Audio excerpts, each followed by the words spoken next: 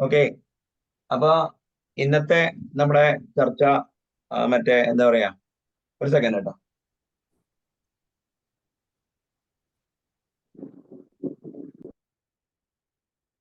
Okay. അപ്പോ ഇന്നത്തെ ചർച്ച നമുക്ക് evolution of web programming model എന്നാണ്. അപ്പൊ ഇങ്ങനൊരു ചർച്ചയുടെ റീസൺ എന്താന്ന് വെച്ച് കഴിഞ്ഞാല് ഞാനൊരു സെഷൻ എടുത്തിരുന്നു, സെഷൻ എടുക്കാന്ന് വെച്ചിരുന്നു, evolution of web programming model. അപ്പൊ ഒരു സെഷൻ എടുക്കാന്ന് പറഞ്ഞു കഴിഞ്ഞാൽ അതിനുള്ള കുറെ സ്ലൈഡൊക്കെ പ്രിപ്പയർ ചെയ്യുന്നതിനേക്കാളും കുറച്ചുകൂടി എളുപ്പം ഒരു ഹിസ്റ്റോറിക്കൽ സെൻസിൽ വെബ് പ്രോഗ്രാമിംഗ് മോഡലിനെ കുറിച്ച് ഒരു ലൈവ് ഡിസ്കഷൻ ആവാം. എന്നിട്ട് ഒരു കോണ്ടെക്സ്റ്റ് സെറ്റ് ചെയ്ത് കഴിഞ്ഞിട്ട് അതിന്റെ ഡിസ്കഷൻ എടുത്തു കഴിഞ്ഞു കഴിഞ്ഞാൽ അത് വളരെ നല്ലതായിരിക്കും. അപ്പോ ഫസ്റ്റ് തന്നെ നമുക്ക് തുടങ്ങാം. അപ്പോ ആദ്യം തന്നെ നമുക്ക് മനസ്സിലാക്കേണ്ടത് ഹൈപ്പർ ടെക്സ്റ്റ് എന്താണ്. ഹൈപ്പർ ടെക്സ്റ്റ്, അപ്പൊ ഹൈപ്പർ ടെക്സ്റ്റ് എന്ന് പറഞ്ഞു കഴിഞ്ഞാൽ സാധാരണ ടെക്സ്റ്റ് എന്ന് പറയുന്നതാണ് ഒരു ഡോക്യുമെന്റ് ആണ്, ഒരു linear description of okay what you are doing ആണ് ടെക്സ്റ്റിനകത്ത് വരുന്നത്. എന്നാൽ ഹൈപ്പർ ടെക്സ്റ്റ് എന്ന് പറഞ്ഞു കഴിഞ്ഞാല് ഈ ഒരു ടെക്സ്റ്റിന്റെ സർട്ടൺ പാർട്സിന് വേറെ ടെക്സ്റ്റ് ആയിട്ട് ലിങ്ക് ഉണ്ടാവും. അപ്പൊ ഈ സ്പേസിനെ ഇത് മോർ ദാൻ 3 ഡയമെൻഷനെ ഹൈപ്പർ സ്പേസ് എന്ന് വിളിക്കണ മാതിരി text which has got links to other text, അതാണ് അതിന്റെ ബേസിക് ഐഡിയ. അപ്പൊ അത് ആദ്യം പുട്ട് ഫോർവേഡ് ചെയ്തൊരു US electrical engineer Vannevar Bush ആണ്. ഇദ്ദേഹമാണ് ഈ ഐഡിയ ഇത് ചെയ്തത്. ഈ വന്നേവർ ബുഷിനെ കുറിച്ച് ഞാൻ കേൾക്കുന്നത് വേറൊരു ഫേമസ് ഇദ്ദേഹമാണ് ഇത് ചെയ്തത്. വേറൊരു ഫേമസ് ഓതർ ഉണ്ട്, നോർബർട്ട് വെയ്നർ.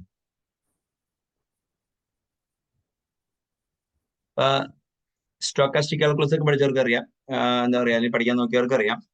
വീനർ പ്രോസസ് എന്ന് പറഞ്ഞ സാധനമുണ്ട്. പുള്ളി വളരെ ഫേമസ് ആയിട്ടുള്ള ഒരു കക്ഷിയാണ്. 18ാമത്തെ വയസ്സിൽ PhD കിട്ടിയതാണ്. ബർട്ടൺ റസലിന്റെ കീഴിൽ പഠിച്ച. പുള്ളിയുടെ ഫാദർ ഒരു ലിംഗ്വിസ്റ്റ് ആയിരുന്നു, ലിയോ വെയ്നർ.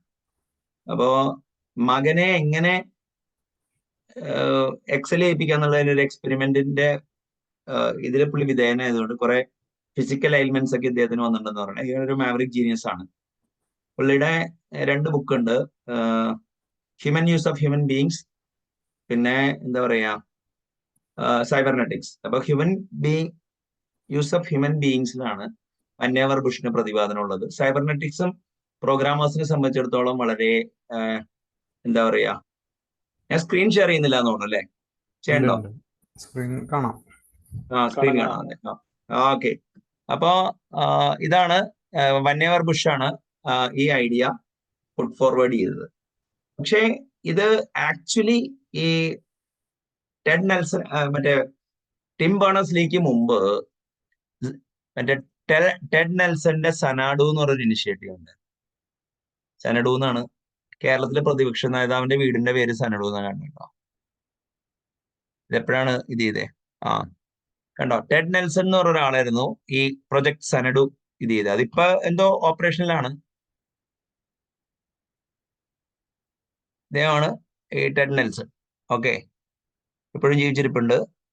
എന്താ പറയാ, അപ്പോ ഹൈപ്പർ ടെക്സ്റ്റ് എന്നുള്ള ഐഡിയ ഇതില്ല. പിന്നെ ഈ IBM ഒരു SGML എന്ന് പറഞ്ഞൊരു സാധനം ഉണ്ടാക്കിയത്, standard generalised markup language.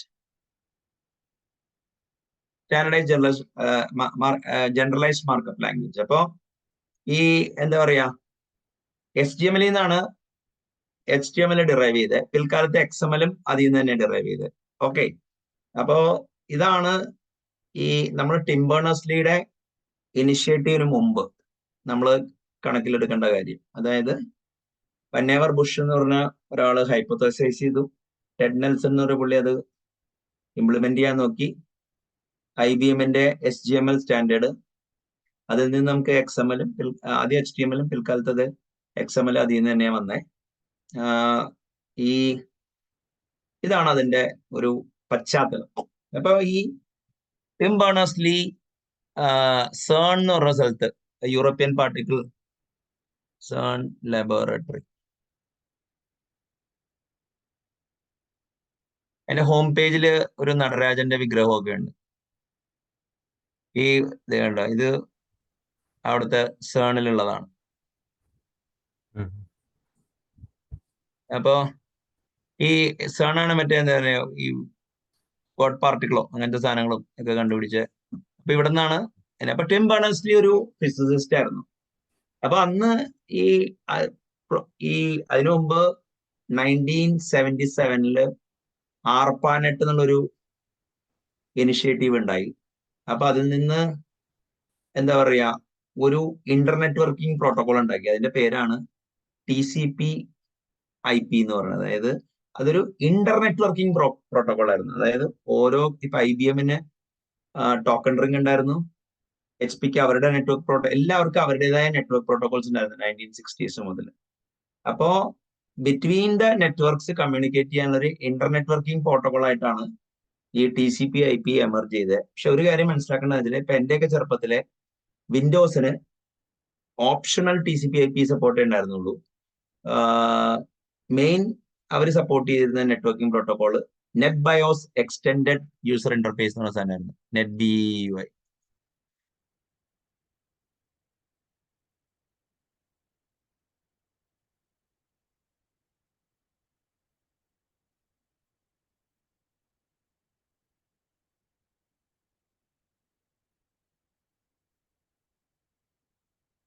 Net BIOS എന്നായിരുന്നു ഇത്. എന്താ പറയാ വിൻഡോസ് ഇതാണ് സപ്പോർട്ട് ചെയ്തിരുന്നത്. ഓക്കെ. ഇനി IBM-ന് അവരുടെ നെറ്റ്വർക്ക് പ്രോട്ടോകോൾ ഉണ്ടായിരുന്നു, ടോക്കൺ റിംഗ് എന്ന് പറഞ്ഞു. ഓക്കെ, ടോക്കൺ റിംഗ് IBM-ന്റെ ഒരു ഇതായിരുന്നു. പിന്നെ നോവൽ നെറ്റ്വർക്ക് ഒരു നല്ലൊരു പ്ലെയർ ആയിരുന്നു. IPS internet packet exchange sequence packet exchange എന്നായിരുന്നു അവരുടെ IPS XPX അവരുടെ പ്രോട്ടോകോൾ ആയിരുന്നു. പിന്നെ എന്താ പറയാ ഈ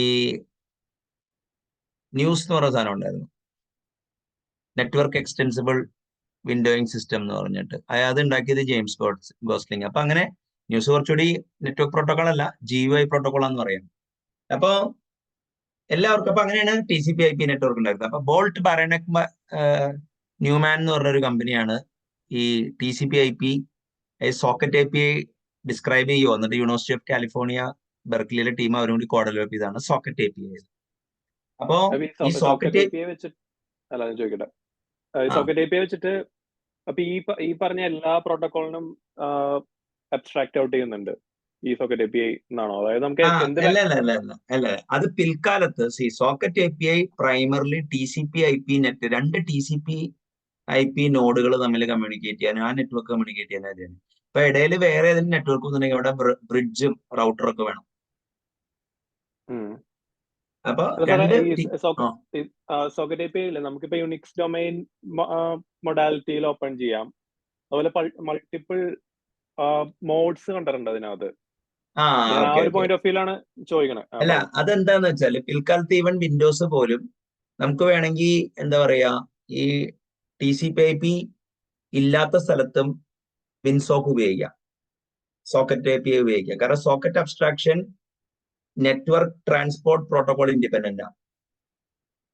അപ്പോ നിങ്ങളുടെ സോഴ്സ് കോഡ് പോർട്ടബിലിറ്റിക്ക് വേണ്ടി വേണമെങ്കിൽ മറ്റേ സോക്കറ്റ് API അതിന്റെ ട്രാൻസ്പോർട്ട് ലെയർ IPS XPS ആവാം. Multi protocol multi transport independent ആണ് ഇപ്പൊ സോക്കറ്റ് API. അങ്ങനെ ആയിരുന്നില്ല തുടക്കത്തില്, മനസ്സിലായില്ലേ? അതായത് സോക്കറ്റ് ഉണ്ടാക്കിയത് TCP/IP നെറ്റ്വർക്ക് പ്രോഗ്രാം ചെയ്യാനാണ്. യുണിക്സ് ഡൊമൈൻ സോക്കറ്റ് ശരിക്കും പറഞ്ഞു കഴിഞ്ഞാല് ഈ യുണിക്സിന്റെ ഉള്ളിൽ അത് ചെയ്യാൻ വേണ്ടി ഉണ്ടാക്കിയതാണ്, മനസ്സിലായില്ലേ? യുണിക്സ് സിസ്റ്റത്തിന്റെ ഉള്ളിൽ രണ്ട് പ്രോസസ്സസ് തമ്മിൽ കമ്മ്യൂണിക്കേറ്റ് ചെയ്യാനാണ് യുണിക്സ് ഡൊമൈൻ സോക്കറ്റ് ഉണ്ടാക്കിയത്. അത് അങ്ങനെ നിർബന്ധമൊന്നുമില്ല കേട്ടോ. കാരണം ഇപ്പൊ ഈ യുണിക്സ് ഡൊമൈൻ സോക്കറ്റ് ഉപയോഗിച്ചിട്ട് നമുക്ക് വേണമെങ്കിൽ പറ്റുമെങ്കിൽ MySQL-ലോടൊക്കെ കണക്ട് ചെയ്യാം. അത് പല ഇതുണ്ട്. അപ്പൊ പ്രൈമറിലി അതുണ്ടാക്കിയത് ഇപ്പൊ ഞാൻ പറഞ്ഞിട്ട് സോക്കറ്റ് ബെർക്ലി സോക്കറ്റ് എന്ന് അടിച്ചാൽ മതി.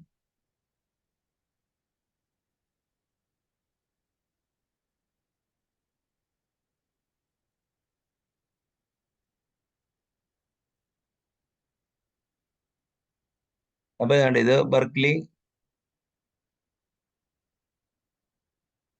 അതേണ്ടത് ഇങ്ങനെ പല സ്ഥലത്തേക്ക് കണ്ട, ഫാമിലി ഉണ്ട് കണ്ട, AFINET, IP6 AF യുണിക്സ്. അപ്പൊ നിങ്ങൾക്ക് വേണമെങ്കിൽ അതിന്റെ ഉള്ളിൽ ഇപ്പൊ വിൻസോക്കിന്റെ ഡിസ്ക്രിപ്ഷൻ എടുത്തു കഴിഞ്ഞാൽ ഒരു ട്രാൻസ്പോർട്ടിന്റെ വിൻസോക്ക് 2 ഇല്ലേ? ഈ വിൻസോക്ക് മൈക്രോസോഫ്റ്റ് ഉണ്ടാക്കിയതല്ലാന്ന് അറിയാവോ ശരത്തിന്? സാറ് പറഞ്ഞിട്ടുണ്ട്. അതായത് ഇതിൽ നിന്ന് ബെർക്ക്ലി സോക്കറ്റ്സിൽ നിന്ന് ഇൻസ്പയർഡ് ആയിട്ട് അപ്പുറത്തൊരു API ഉണ്ടാക്കിയതാണ്. എന്നിട്ട് ബേർഡ്സ് ഓഫ് ഫെദർ ഗ്രൂപ്പ് ഉണ്ടാക്കിയ, എന്നിട്ട് അത് ഇവർക്ക് ഡൊണേറ്റ് ചെയ്ത്. മനസ്സിലായില്ലേ?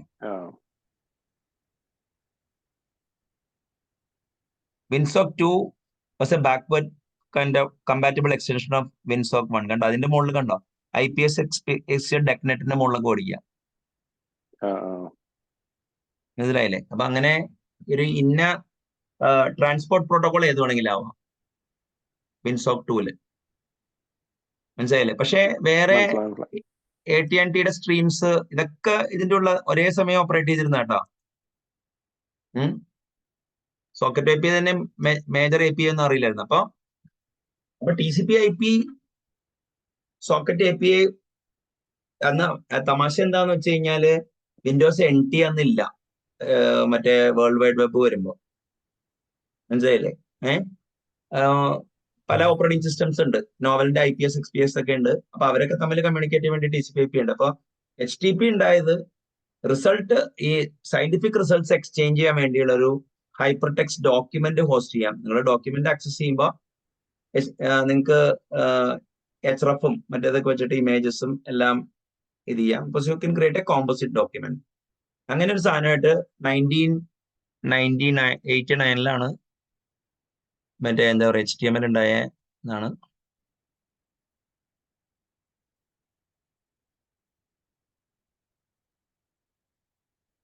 HTML അല്ല, HTTP.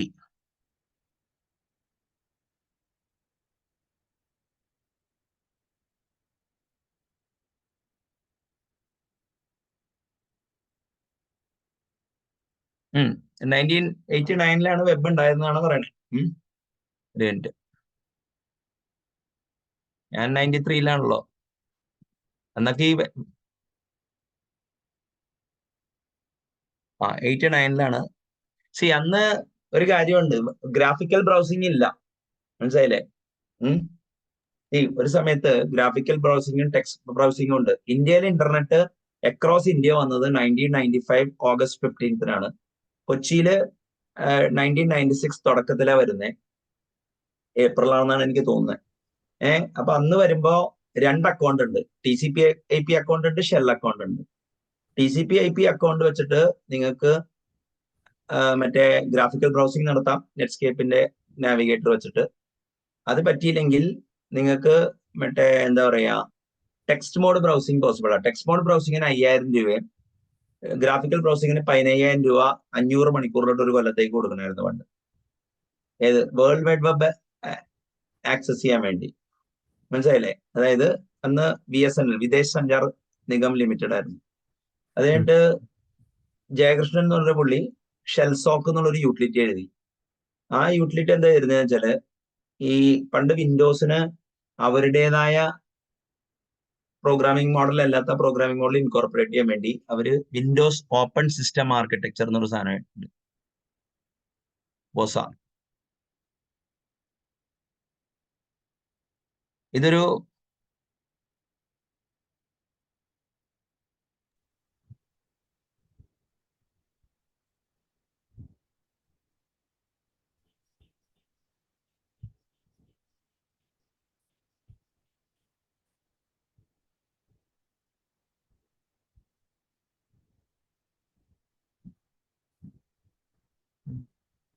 Windows open system architecture ബോസ എന്നാണ്. ഈ ഗൂഗിളിൽ സെർച്ച് ചെയ്ത് നോക്കാവോ? വിക്കിപീഡിയയിൽ ചിലപ്പോൾ എന്തിൻ്റെങ്കിലും ഭാഗമായിട്ടായിരിക്കും കിടക്കുന്നത്.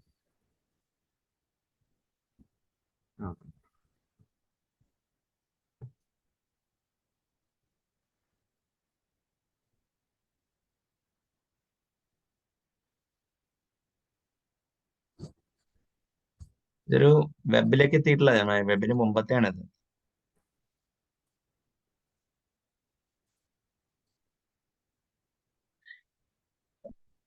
അപ്പൊ ഈ ബൊസ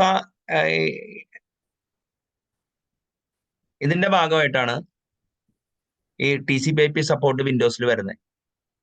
അതേ അപ്പൊ ശരത്തിന് വേണമെങ്കിൽ ശരത്തിന്റെ വിൻസോക്ക് ലൈബ്രറി എഴുതാം, എനിക്ക് വേണമെങ്കിൽ എന്റെ വിൻസോക്ക് ലൈബ്രറി എഴുതാം. കിട്ടിയോ? അപ്പൊ ആ ബൊസയിലേക്കാണ് ഇപ്പൊ ഇതിന്റെ ഉള്ള കണ്ടില്ലേ വിൻഡോസ്. അങ്ങനെ കുറെ സാധനങ്ങളുണ്ട് ഇതില് ഈ വഴി ചെയ്തേക്കണേ. സോക്കറ്റും ഇതിൽ തന്നെയായിരുന്നു. ആ അപ്പൊ ഈ വിൻഡോസ് ഓപ്പൺ സിസ്റ്റം ആർക്കിടെക്ചർ പ്രകാരം ബേർഡ്സ് ഓഫ് ഫെദർ ഗ്രൂപ്പ്, ഒരു മാർട്ടിൻ റിച്ചാർഡ്സ് എന്ന ഒരാളാണ് അത് ഹെഡ് ചെയ്തത്. അവരാണ് വിൻഡോസിന് ഒരു സോക്കറ്റ് ഇന്റർഫേസ് വേണമെന്നവര് ഒരു എക്സ്റ്റേണൽ ഗ്രൂപ്പ് ആയിരുന്നു. ഇപ്പൊ alt.net ഇല്ലേ, ഇതുണ്ടാക്കിയില്ലേ നമ്മുടെ ASP.MVC, ആ കഥ അറിയാവോ ലാലിന്? ഇല്ല. ആ alt.net എന്നുള്ള ഒരു ഗ്രൂപ്പാണ് വിൻഡോസിനൊരു MVC ഫ്രെയിംവർക്ക് വേണമെന്ന് നിർബന്ധിച്ചത്. അപ്പൊ അവരെ സാറ്റിസ്ഫൈ ചെയ്യാൻ വേണ്ടിയാണ് മറ്റേ സ്കോട്ട് ഹാൻസൽമാനെ മൈക്രോസോഫ്റ്റ് അപ്പോയിന്റ് ചെയ്തത്. അങ്ങനെയാണ് ഈ സ്കോട്ട് ഹാൻസൽമാൻ ഫേമസ് ആവുന്നതും വിൻഡോസ് MVC വെബ് API ഒക്കെ ഉണ്ടാക്കിയത് അതിനുശേഷം. അപ്പൊ ജയകൃഷ്ണൻ എന്ന് പറഞ്ഞ പുള്ളി എന്ത് ചെയ്തെന്ന് വെച്ച് കഴിഞ്ഞാല് ഈ വിൻസോക്കിന്റെ ഫുൾ സ്പെസിഫിക്കേഷൻ പുള്ളി ഇംപ്ലിമെന്റ് ചെയ്തു. എന്നിട്ട് ഡാറ്റ സേവ് ചെയ്തിട്ട്, ഞാൻ ആദ്യം വിചാരിച്ചത് പുള്ളി ഒറിജിനൽ വിൻഡോസിലോട്ട് തങ്കിയായിരുന്നതാണ്. പക്ഷെ അവരതല്ല ചെയ്തതെന്നാണ് ഇന്നാളെ ജയകൃഷ്ണനായിട്ട് ഒരു വാട്സപ്പ് ഗ്രൂപ്പിൽ വെച്ച് സംസാരിച്ചപ്പോൾ മനസ്സിലായി. ബേസിക്കലി ഇപ്പൊ ലാലിന് വേണമെങ്കിൽ ഫുൾ വെബ് ട്രാഫിക് ഇത് ചെയ്യാൻ പറ്റും. വിൻഡോസിന്റെ ബ്രൗസർ ഇല്ലേ, ബ്രൗസർ ഒരു ലാലിന്റെ ഇംപ്ലിമെന്റേഷൻ ഓഫ് വിൻസോക്ക് DLL പോയിന്റ് ചെയ്യാം. അപ്പൊ എന്തൊരു വെച്ചാൽ ട്രാഫിക് നിങ്ങൾക്ക് കിട്ടും. എന്നിട്ട് നിങ്ങൾ ലോഗ് ചെയ്ത് വെച്ചിട്ട് മറ്റേ ഒറിജിനൽ വിൻസോക്ക് വെച്ചിട്ട് റൗട്ട് ചെയ്താൽ മതി, ഫോർവേഡ് ചെയ്താൽ മതി. മനസ്സിലായില്ലേ? ഓക്കെ, അപ്പോ ചോദിച്ചോളൂ, എന്താ ചോദിക്കാൻ? അപ്പൊ എനിക്ക് മറ്റേ വയർ ഷാർക്ക് പോലൊരു ആപ്ലിക്കേഷൻ ഉണ്ടാക്കാൻ പറ്റും. അതെ, അവരെല്ലാവരും അങ്ങനത്തെ. അത് വേണമെങ്കിൽ നിങ്ങൾക്ക് D2 എന്നുള്ളൊരു ലൈബ്രറി ഉണ്ട്, D2. അത് നിങ്ങൾക്ക് വിൻഡോസിൽ നിങ്ങൾക്ക് വേണമെങ്കിൽ നിങ്ങൾക്ക് പറയുന്ന D2 ലൈബ്രറി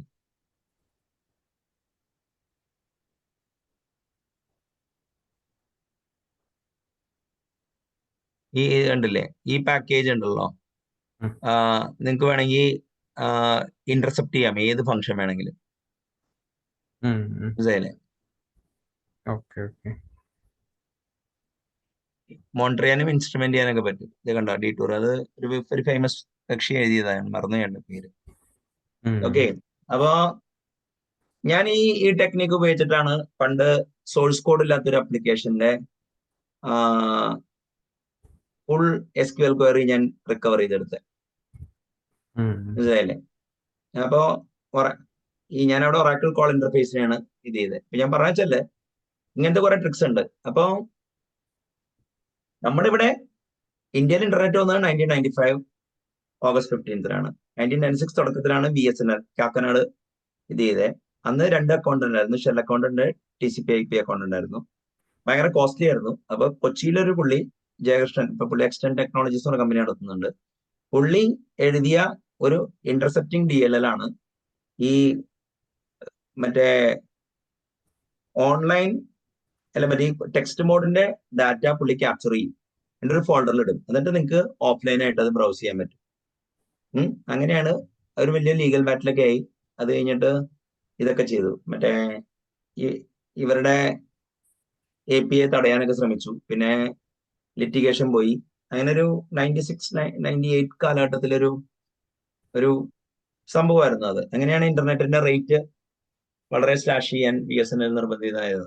ഓക്കെ, അപ്പോ നമ്മള് ഈ വെബ് 1989 അന്ന് ടെക്സ്റ്റ് മോഡ് ബ്രൗസിംഗ് ഉണ്ടായിരുന്നു. പിന്നെ മൊസൈക്ക് ആണ് ഫസ്റ്റ് ബ്രൗസർ എന്ന് തോന്നുന്നു. മൊസൈക്ക്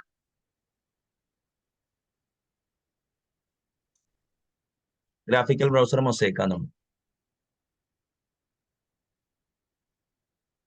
കണ്ട. ഈ മൊസൈക്ക് ആണ് ഫസ്റ്റ് ഇത് തന്നെ. അപ്പൊ ഇത് എഴുതിയ ആളുടെ പേര് മാർക്ക് ആൻഡേഴ്സൺ എന്നാണ്. ഓക്കെ, അപ്പൊ അന്നൊക്കെ ഇയാൾ ഫേമസ് ആയിരുന്നു നെറ്റ്സ്കേപ്പിന്റെ. അപ്പൊ ഇയാൾ എന്ത് ചെയ്യുന്ന വെച്ചാല് ഈ ടീമിനെ എന്തോ പൊക്കുവോ, അത് ഈ ടീമും ഈ ജെയിംസ് ക്ലാർക്ക് എന്ന് പറയും, ഇത് ഈ എൻവിഡിയുടെ ഒക്കെ ഒരു സിൽക്കൺ ഗ്രാഫിക്സ് എന്ന് പറയുന്ന കമ്പനി ഉണ്ടായിരുന്നു, സിൽക്കൺ ഗ്രാഫിക്സ് SCG. ഇതൊക്കെ എനിക്ക് ഓർമ്മയുള്ളപ്പോ നടന്നതാണ്. ഈ സിൽക്കൺ ഗ്രാഫിക്സ് ആണ് ശരിക്കും പറഞ്ഞ ഗ്രാഫിക്സിന് ജുറാസിക് പാർക്ക് ഒക്കെ റെൻഡർ ചെയ്ത് തരാം. ഈ എൻവിഡിയ ഇവിടുത്തെ എഞ്ചിനീയേഴ്സ് തുടങ്ങിയതാണ് 96 97 ഓക്കെ. അപ്പൊ സിൽക്കൺ ഗ്രാഫിക്സിന് ഫൗണ്ടറായ ജിം ക്ലാർക്ക്, ഇങ്ങനെ ഇന്റർവ്യൂ ഒക്കെ ഉണ്ട് കമ്പ്യൂട്ടർ സിസ്റ്റമൈസ് ചെയ്തിൽ കാണാണ്. അപ്പൊ ഇങ്ങേരും മാർക്ക് ആൻഡേഴ്സണും കൂടി തുടങ്ങിയതാണ് നെറ്റ്സ്കേപ്പ്. ഓക്കെ. അപ്പോ ഈ നെറ്റ്സ്കേപ്പിന്റെ ഒരു സിഗ്നിഫിക്കൻസ് എന്താണെന്ന് വെച്ചാല്, നെറ്റ്സ്കേപ്പ് സണ്ണായിട്ട് ക്ലോസ് ആയിട്ട് വർക്ക് ചെയ്തു. അങ്ങനെയാണ് എന്താ പറയാ, ഈ ലൈവ് സ്ക്രിപ്റ്റിന്, നെറ്റ്സ്കേപ്പിന്റെ ലൈവ് സ്ക്രിപ്റ്റ് ആണ് പിൽക്കാലത്ത് ജാവാസ്ക്രിപ്റ്റ് ആയത്. അതേമാതിരി തന്നെ ഈ ബ്രൗസറിൽ ജാവ എംബഡ് ചെയ്യാനുള്ളൊരു ഭയങ്കര ഇനിഷ്യേറ്റീവ് അവർ നടത്തി നോക്കി. അത് ഭയങ്കര കോംപ്ലിക്കേറ്റഡ് ആയി. അതിന് പകരമാണ് ജാവാസ്ക്രിപ്റ്റ് വന്നത്. മനസ്സിലായില്ലേ? ഓക്കെ. അപ്പോ ഈ നെറ്റ്സ്കേപ്പും സണ്ണും തമ്മിലുള്ള കൊളാബറേഷൻ വളരെ, ഈ ജാവയുടെ ഒക്കെ ലേറ്റർ നമ്മൾ ജാവയെ കുറിച്ച് പഠിക്കുമ്പോൾ അത് അവിടെ വരും. അപ്പൊ സംഭവം എന്താന്ന് വെച്ച് കഴിഞ്ഞാല്, ഈ നെറ്റ്സ്കേപ്പ് ആണ് പിൽക്കാലത്ത് മറ്റേ SSL കൊണ്ടിരുന്നത്, സെക്യൂർഡ് സോക്കറ്റ് ലെയർ. അതായത് കോമേഴ്സ് ചെയ്യണമെങ്കിൽ അവരെ കൊണ്ടിരുന്നത്. അതൊരു പ്രൊപ്പറേറ്ററി പ്രോട്ടോകോൾ മാതിരിയായിരുന്നു. പിന്നെ അത് TLS ആയപ്പോഴാണ് എല്ലാവരും അതിൽ ചേർന്നത്. ഓക്കെ. അപ്പോ ഒരു ഹിസ്റ്ററി അവിടെയുണ്ട്. അപ്പോ ഈ മാർക്ക് ആൻഡേഴ്സൺ ആണ് ഫസ്റ്റ് ഗ്രാഫിക്കൽ ബ്രൗസർ എഴുതിയത്. അയാൾ എന്തോ യൂണിവേഴ്സിറ്റി സ്റ്റുഡന്റ് ആയിരുന്നു. അപ്പൊ അയാളും ജിം ക്ലാർക്ക്, സിൽക്കൺ ഗ്രാഫിക്സിന്റെ ജിം ക്ലാർക്കും കൂടി ആണ് നെറ്റ്സ്കേപ്പ് സ്ഥാപിച്ചത്. അപ്പൊ നെറ്റ്സ്കേപ്പ് വന്നു കഴിഞ്ഞപ്പോ മൈക്രോസോഫ്റ്റ് എന്ത് ചെയ്തു എന്ന് വെച്ച് കഴിഞ്ഞാല്, ഈ OSന്റെ ഭാഗമാക്കി ബ്രൗസർ. അപ്പൊ ഇവര് സ്യൂ ചെയ്തു മൈക്രോസോഫ്റ്റിനെ. അങ്ങനെയാണ് ഈ മൈക്രോസോഫ്റ്റിനെ രണ്ടാക്കുമെന്ന് പേടിച്ചിട്ടാണ് ബിൽ ഗേറ്റ്സ് എക്സിക്യൂട്ടീവിൽ നിന്ന് മാറി ചെയർമാനായി മാറിയത്, ഇയാളെ കൊണ്ടുവന്നത്. നമ്മുടെ ഇതിനു മുമ്പത്തെ ആരാണ്? സത്യ നടലേക്ക് മുമ്പ് ഒരാളായിരുന്നല്ലോ മൈക്രോസോഫ്റ്റിന്റെ, സ്റ്റീവ് ബാൽമറാണോ? സ്റ്റീവ് ബാൽമറിനെ ഏൽപ്പിച്ചിട്ട് ബിൽ ഗേറ്റ്സ് ഊരിയത് അതാണ്. അപ്പൊ റാൽഫ് നാഡർ എന്ന് പറഞ്ഞ അമേരിക്കൻ കൺസ്യൂമർ കോർപ്പറേറ്റ്സ് ഒക്കെ ഉണ്ടായിരുന്നു. അപ്പൊ നമ്മള് ഒരു സൈഡിൽ നിന്ന് നോക്കുമ്പോൾ മൈക്രോസോഫ്റ്റ് വില്ലനാന്ന് പറയുമെങ്കിലും മറ്റേ സ്ഥലത്ത് മൈക്രോസോഫ്റ്റിന് ഭയങ്കര ത്രെട്ട് ഒക്കെ ഉണ്ടായിരുന്നു. ഓക്കെ. അപ്പോ to sum up the story, 1940s Vannevar Bush hyper text hypothesize ചെയ്തു. ഇങ്ങേര് നമ്മുടെ ടെഡ് നെൽസൺ സെനഡു എന്ന് പറഞ്ഞ ഒരു ഇനിഷ്യേറ്റീവ് തുടങ്ങി, അത് റിയലൈസ് ചെയ്യാൻ വേണ്ടി. IBM SGML ഉണ്ടാക്കി, സ്റ്റാൻഡേർഡ് ജനറലൈസ് മാർക്കറ്റ് ലാംഗ്വേജ്. അതിൽ നിന്നാണ് നമുക്ക് HTML XML നമുക്ക് കിട്ടുന്നത്. നെറ്റ്വർക്കിനൊരു വാർ ഉണ്ടായിരുന്നു. എല്ലാ കമ്പനികൾക്കും പ്രൊപ്പറേറ്ററി പ്രോട്ടോകോൾ ഉണ്ടായിരുന്നു. അപ്പൊ അതിനൊരു അറുതി വന്നത് late 1970s Berkeley socket API വന്നപ്പോഴാണ്. അപ്പൊ Berkeley socket API primarily programming model to program TCP/IP network ആയിരുന്നു. But it was so robust that design was so good that you can have other protocol. ഇപ്പൊ പിൽക്കാലത്ത് എന്താ പറയാ, ഈതർനെറ്റിന്റെ മുകളിലോ serial ലൈനിന്റെ മുകളിലോ എല്ലാത്തിന്റെ മുകളിലും നമുക്ക് TCP/IP പ്രോട്ടോകോൾ സ്റ്റാക്ക് ഉണ്ടാക്കാൻ പറ്റും. അപ്പൊ അതിന്റെ മുകളിൽ സോക്കറ്റ് API നമുക്ക് ഓടിക്കാൻ പറ്റും. ഇനിയിപ്പോ socket API direct TCP/IP stack ഇല്ലെങ്കിലും അണ്ടർലൈൻ ട്രാൻസ്പോർട്ടിലോട്ട് അത് ട്രാഫിക് വിടാനൊന്നും പ്രശ്നമല്ല. വിൻസോക്ക് അങ്ങനെയാണ് ചെയ്യുന്നത്. യുണിക്സ് ഡൊമൈൻ സോക്കറ്റ് അതേമാതിരിയാണ് ഉണ്ടായത്. അപ്പൊ TCP/IP നെറ്റ്വർക്ക് എമർജ് ചെയ്തപ്പോഴാണ് ഒരു ഡോക്യുമെന്റ് ഷെയറിംഗ്, ARPANET മറ്റേ എന്താ പറയാ ഇന്റർനെറ്റായി മാറിയതിനു ശേഷം TCP/IP പ്രോഗ്രാമിംഗ് മോഡലാണ് അടുത്ത ബ്രേക്ക് ത്രൂ. അതിന് ഈ ഗ്രാഫിക്കൽ ബ്രൗസിംഗ് വന്നേക്കുമ്പോൾ വേറൊരു ബ്രേക്ക് ത്രൂ കൂടി ഉണ്ടായി. നെറ്റ്വർക്ക് വിൻഡോയിങ് സിസ്റ്റം വന്നു തുടങ്ങി. അങ്ങനെയാണ് ഈ അന്ന് ഗ്രാഫിക്കൽ സിസ്റ്റംസ് ഒക്കെ വേറെ വിൻഡോയിങ് ആയിരുന്നു ഫോളോ ചെയ്തിരുന്നത്. അതിന്റെ ഒരു കഥ നമുക്ക് വേറെ സംസാരിക്കാം. വിൻഡോസ് 1984 ഉണ്ടായി. അപ്പോ ഈ വിൻഡോയിങ് സിസ്റ്റം സ്റ്റാൻഡർഡൈസ്ഡ് ആയാലേ നമുക്ക് ബ്രൗസറിനൊരു പ്രസക്തി ഉള്ളൂ. ഇവിടെ കിട്ടിയ ചെറുതെ. ഓക്കെ. അപ്പോ അതിന്റെ പശ്ചാത്തലത്തിലാണ് നമ്മൾ 1989 ടിം ബേർണേഴ്സ്-ലീയുടെ ഇനിഷ്യേറ്റീവ് കാണേണ്ടത്, അതായത് ടു ക്രിയേറ്റ് ഹൈപ്പർ ടെക്സ്റ്റ്. അപ്പൊ ഇതാണ്. ഇനി നമുക്ക് പ്രോഗ്രാമിങ്ങിലോട്ട് കിടക്കാം. എന്തെങ്കിലും ഡൗട്ട് ഉണ്ടോ ഈ ചോദിച്ചാൽ, ഹിസ്റ്ററിയിലോ എന്തെങ്കിലും ഒക്കെ?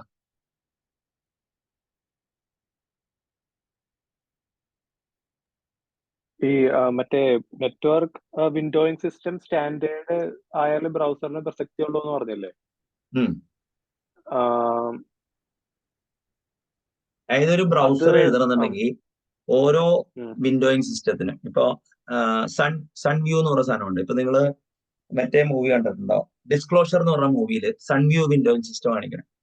ഓക്കെ, അതായത് ഡെമി മൂറും മറ്റേ ഡഗ്ലസ് ആരാണ് ഒരു ഹോളിവുഡ് നടന്നിട്ടുള്ള ഡഗ്ലസ് മൈക്ക് ഡഗ്ലസ് ആണ് തോന്നുന്നു. മൈക്ക് ഡിസ്ക്ലോഷർ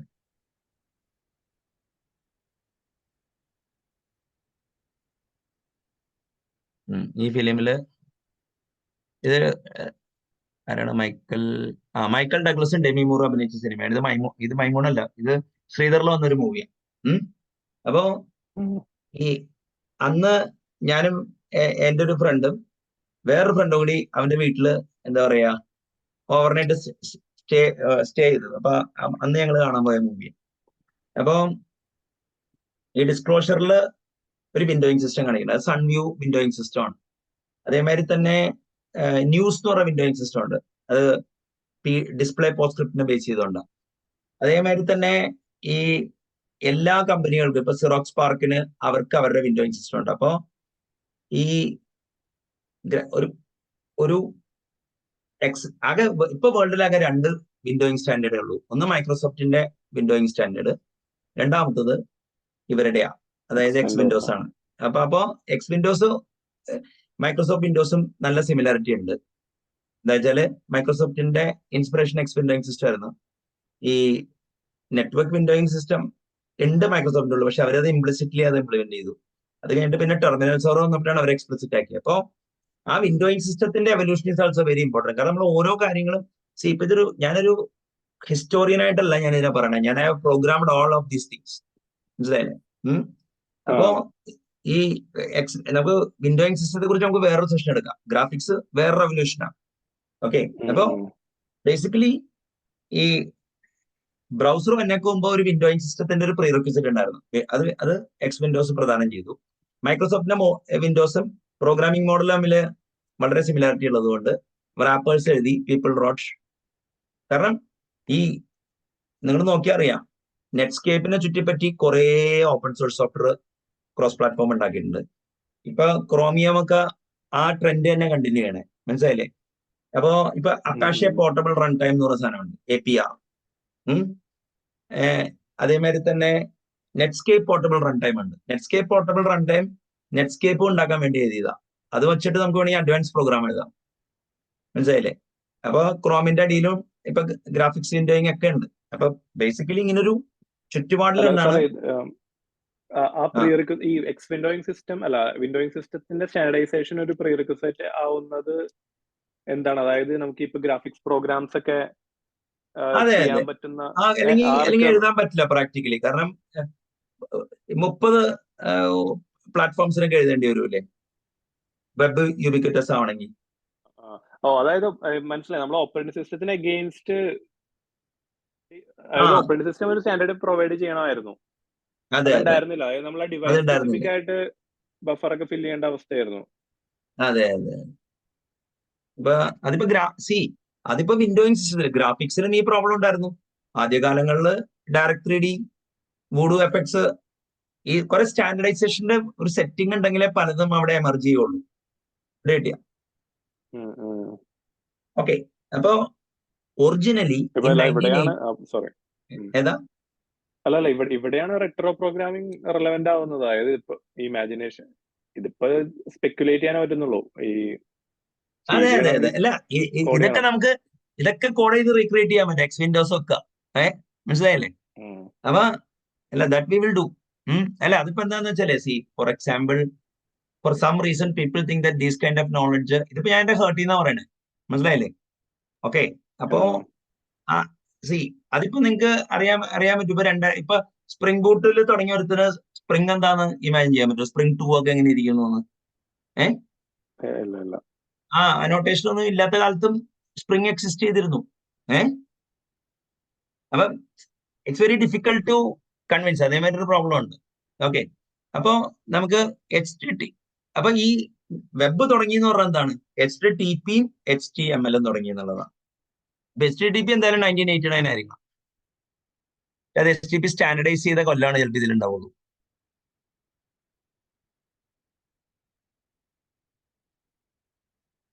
ഇൻ 1989 മനസ്സിലായില്ലേ? അപ്പോ ഈ HTML സ്റ്റാൻഡർഡൈസ് ചെയ്ത് 1993 പക്ഷെ അത് ഫിസിക്സ് ഇവിടെ എഴുതിയിട്ടുണ്ട്. 1989 HTML ഇത് ചെയ്തത്. ഒരു പ്രോഗ്രാമിംഗ് മോഡലും ഇല്ല, സ്റ്റാറ്റിക് ഡോക്യുമെന്റ്സ് മാത്രമേ ചെയ്യാൻ പറ്റൂ. ഇതാണ് first programming model. You cannot write client side program, neither you can write. It was just a document sharing mechanism. Hyper ടെക്സ്റ്റിന്റെ മേജർ ഇംപ്ലിമെന്റേഷൻ ആയിട്ട് അതിനെ കണ്ടാൽ മതി. കിട്ടിയില്ല. 1991 കോമൺ ഗേറ്റ്വേ ഇന്റർഫേസ് ആണ് ഫസ്റ്റ്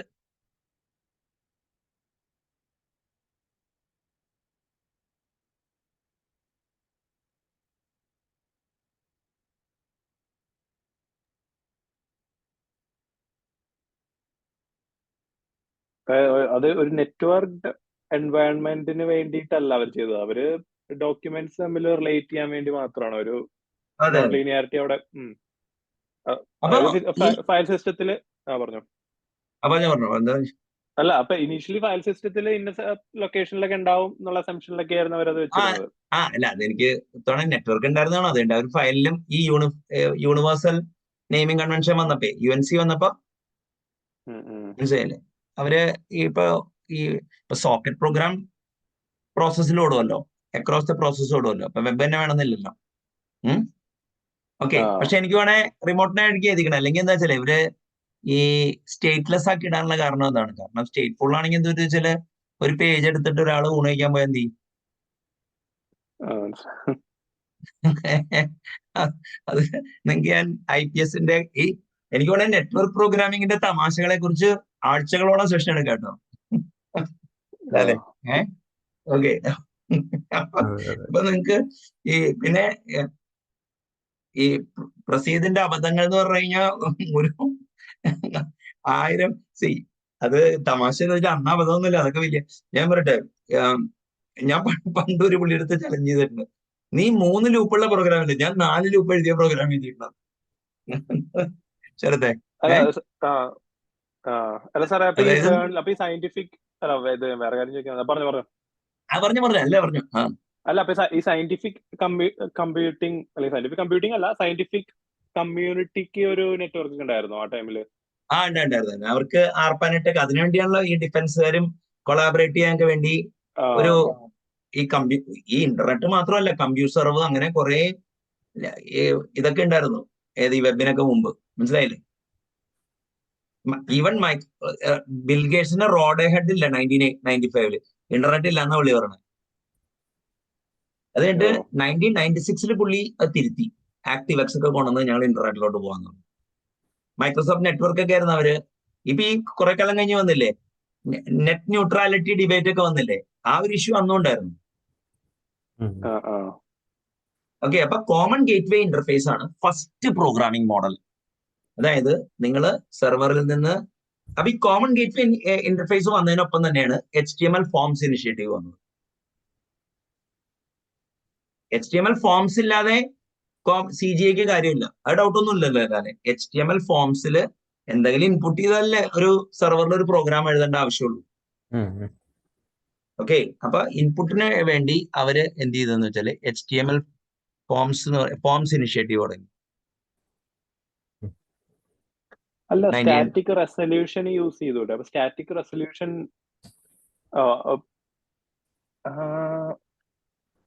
എനിക്ക് ക്ലിയർ അല്ല സാർ, ആ ബൈൻഡിങ് എന്തിനാണെന്നുള്ളത്. ഡൈനാമിക് അല്ല, HTML ഫോംസ് വന്നേക്ക് മുമ്പ് അതില്ല. നിങ്ങൾക്ക് ഇൻപുട്ട് ചെയ്യണ്ടേ ഫോമിന്റെ ഈ എലമെന്റ്സ് ഒക്കെ ഇല്ലേ, കണ്ടില്ലേ? ഇപ്പൊ ലേബല് ഇൻപുട്ടൊക്കെ അന്നില്ല. അല്ല, അതൊക്കെ നമ്മൾ നേരത്തെ പറഞ്ഞത് ഇപ്പൊ അവർക്ക് ഇതിപ്പോ HTTP വന്നതിന് ശേഷമല്ലേ അതെ പറയുന്നത്? അതെ. അപ്പൊ HTTPക്ക് മുന്നേ അവർക്ക് എന്താണ് ഇല്ല, ഡോക്യുമെന്റ് വേറെ ഷെയർ ചെയ്യാൻ പ്രോട്ടോകോൾസ് പറ്റുള്ളൂ. അല്ല വേറെ ഇതില്ല, പ്രോട്ടോകോൾസ് വെച്ചിട്ട് ലിങ്ക് ചെയ്യാൻ പറ്റുമായിരുന്നു. പറ്റുമായിരുന്നു. പക്ഷെ ആർക്കും തോന്നിയില്ല, അത് ഇങ്ങനെ തോന്നിയുള്ളൂ. എംബാണസ്ലിക്ക് ഇത് ഓക്കെ, ഇത് കൈൻഡ് ഓഫ് സ്ക്രിപ്റ്റിംഗ് ആഡ് ചെയ്യുന്നതിന് ഈക്വലന്റ് ആണ് ഈ ഗേറ്റ് വേ കൊണ്ടുവരുന്നത്. അതെ അതെ അതെ, അതൊക്കെ എന്റെ ഓർമ്മയിലാണെന്ന് സംഭവം. മനസ്സിലായില്ലേ? ഓർമ്മ എന്നല്ല, എനിക്ക് അന്ന് ഗ്രാഫിക്കൽ പ്രോസസിംഗ് ഒക്കെ ചെയ്യണ കാലമാണ്. മനസ്സിലായില്ലേ? എടുത്തൊക്കെ നോക്കും. ഓക്കെ, സ്റ്റാറ്റിക്സ് ആംഗിൾ റിസോൾവ് ചെയ്യാനുള്ള മെക്കാനിസം ഓൾറെഡി ഉണ്ടായിരുന്നു. ഇത് അഡീഷണലി അതിന്റെ മുകളിൽ കമ്പ്യൂട്ടേഷൻ കൊണ്ടുവരുന്നതാണ്. കാൽക്കുലേഷൻ അതിനെ ഇത് ചെയ്യാൻ പറ്റും. അപ്പൊ അതിപ്പോ ഞാൻ നിങ്ങൾക്ക് വേണേ എന്റെ ഗിറ്റബിന്ന് ഞാൻ പണ്ട് CGI പ്രോഗ്രാമിംഗ് പഠിപ്പിച്ച ഒരു ഇതുണ്ട്.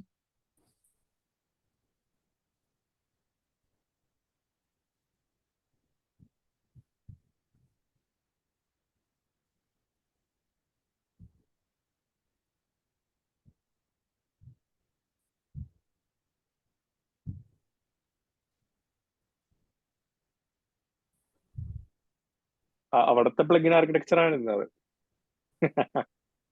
ഏതാ? അല്ല, അവരുടെ പ്ലഗിൻ ആർക്കിടെക്ചർ ആയിരുന്നു. അല്ല, വെറുതെ. അതെ അതെ അതെ, ഒരു മിനിറ്റ്, ഞാനിപ്പോ ഇതെടുത്തു തരാം. അത് ഒരു മിനിറ്റ്, ഞാനിപ്പോ എടുത്തുതരാം. അത് ഒരു മിനിറ്റ് കേട്ടോ, ഞാനൊന്ന്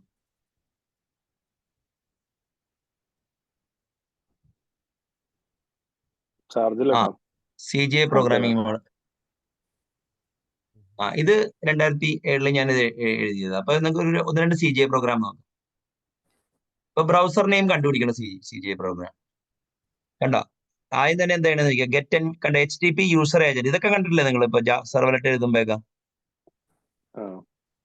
എന്നിട്ട് കണ്ടില്ലേ? എന്നിട്ട് ജസ്റ്റ് HTML ബോഡി വെച്ചിട്ട് എഴുതിയാണ്. ഇത് ഇങ്ങനെയാണ് CGI പ്രോഗ്രാം വർക്ക് ചെയ്യുന്നത്. ഇപ്പൊ ഇതില് ഇൻപുട്ട് ഇല്ല.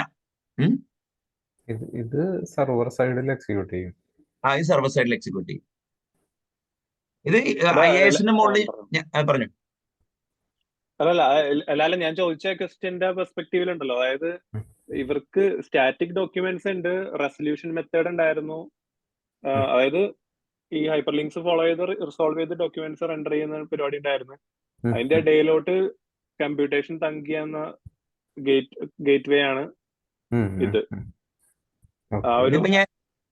പറഞ്ഞു ഞാനിതിലെ ഒരു സെഷൻ എങ്ങനെ ഞാൻ സെഷൻ സിമുലേറ്റ് ചെയ്യാൻ നോക്കിയത്. അത്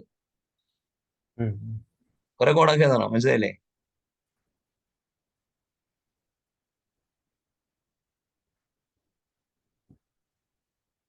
ഇത് വേണമെങ്കിൽ നമുക്ക് CGI എങ്ങനെ സെഷൻ ഉണ്ടാക്കാൻ നോക്കാം.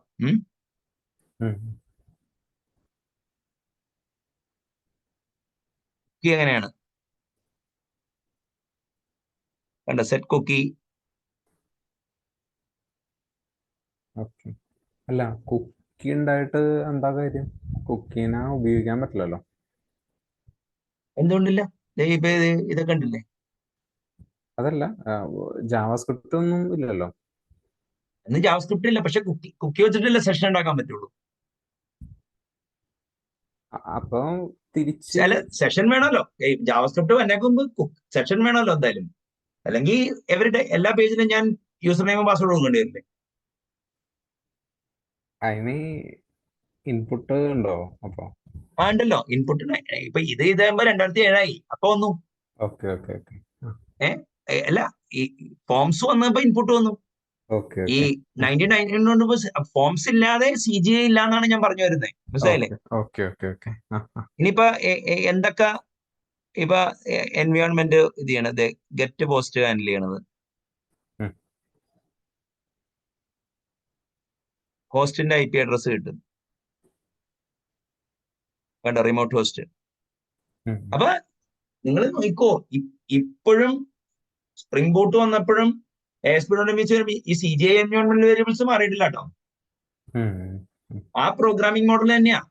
അതായത് 1991 ഇപ്പൊ CGI എൻവയോൺമെന്റൽ വേരിയബിൾസ് എന്ന് പറഞ്ഞ് അടിച്ചു കഴിഞ്ഞാൽ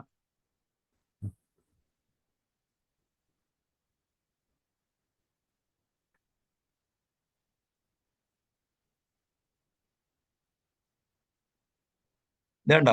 സെർവേഴ്സ് ഈ വേരിയബിൾസ് തന്നെ ഇപ്പോഴും ഉപയോഗിക്കണേ. മനസ്സിലായില്ലേ?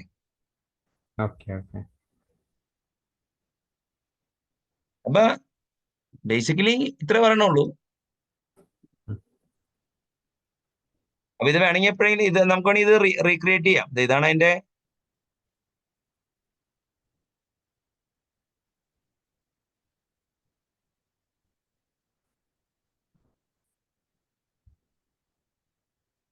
എന്താണ് this day HTTP protocol has no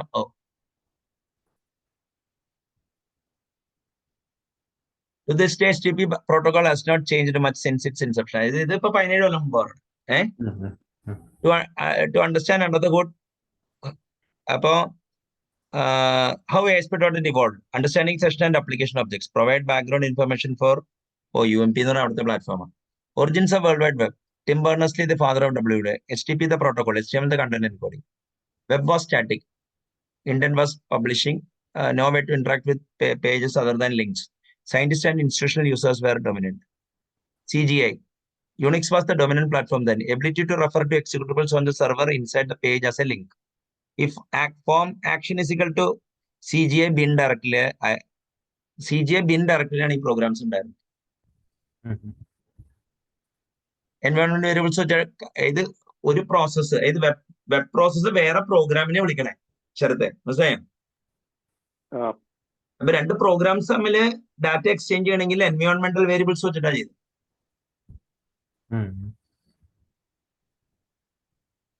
IIS വെച്ചിട്ട് എങ്ങനെ ചെയ്യാം?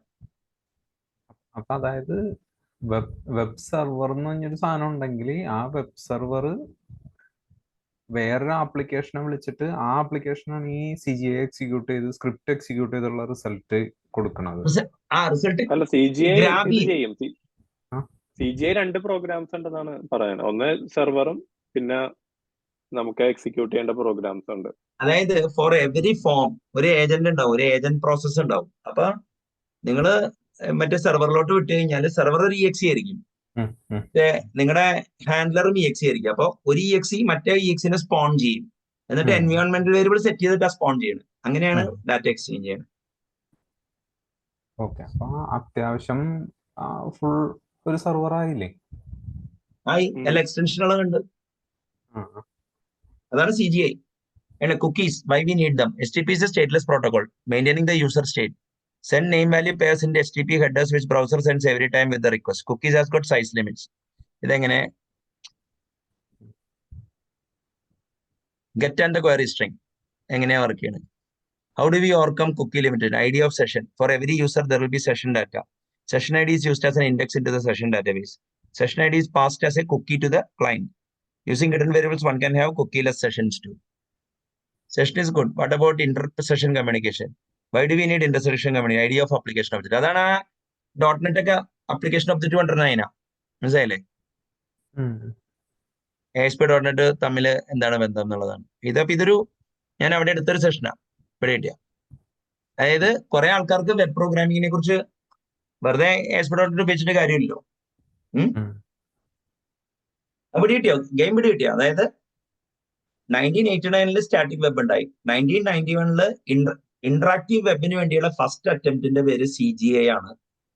ഇപ്പോഴും എല്ലാ പ്രോഗ്രാമിംഗും CGI തന്നെയാണ്. അതായത് there will be a web server and there will be either a set of DLLs or set of assemblies in .NET parlance or set of എന്താ പറയാ servlets or set of handlers അവിടെ ഉണ്ടാവും. ഇതാണ് ഇതിന്റെ ഇത്. ഇപ്പൊ ഈ ലിങ്ക് നമുക്ക് ഉപയോഗിക്കാം, ഗിറ്റബില് എന്റെ കിടപ്പുണ്ട്. ഓക്കെ, അപ്പൊ ഇത് ഡൗട്ടൊന്നുമില്ലല്ലോ CGI. ഓക്കെ, അങ്ങനെ നിന്നപ്പോ എന്ത് പറ്റിയെന്ന് വെച്ചാല് പക്ഷെ ഏറ്റവും കൂടുതൽ വെബ് പ്രോഗ്രാം CGI പ്രോഗ്രാംസ് എഴുതിയേക്കുന്ന സീലല്ല, അതറിയാവോ ചെറുതെ? പേളിലാണ് എഴുതിയത്. അപ്പൊ പേൾ ഒരു ഡൊമിനന്റ് പ്രോഗ്രാമിംഗ്. അന്ന് പൈത്തൺ ഒന്നും അത്ര യൂസ് ചെയ്യുന്നില്ല, മനസ്സിലായില്ല, അത്രയും ഫേമസും അല്ല. ഓക്കെ,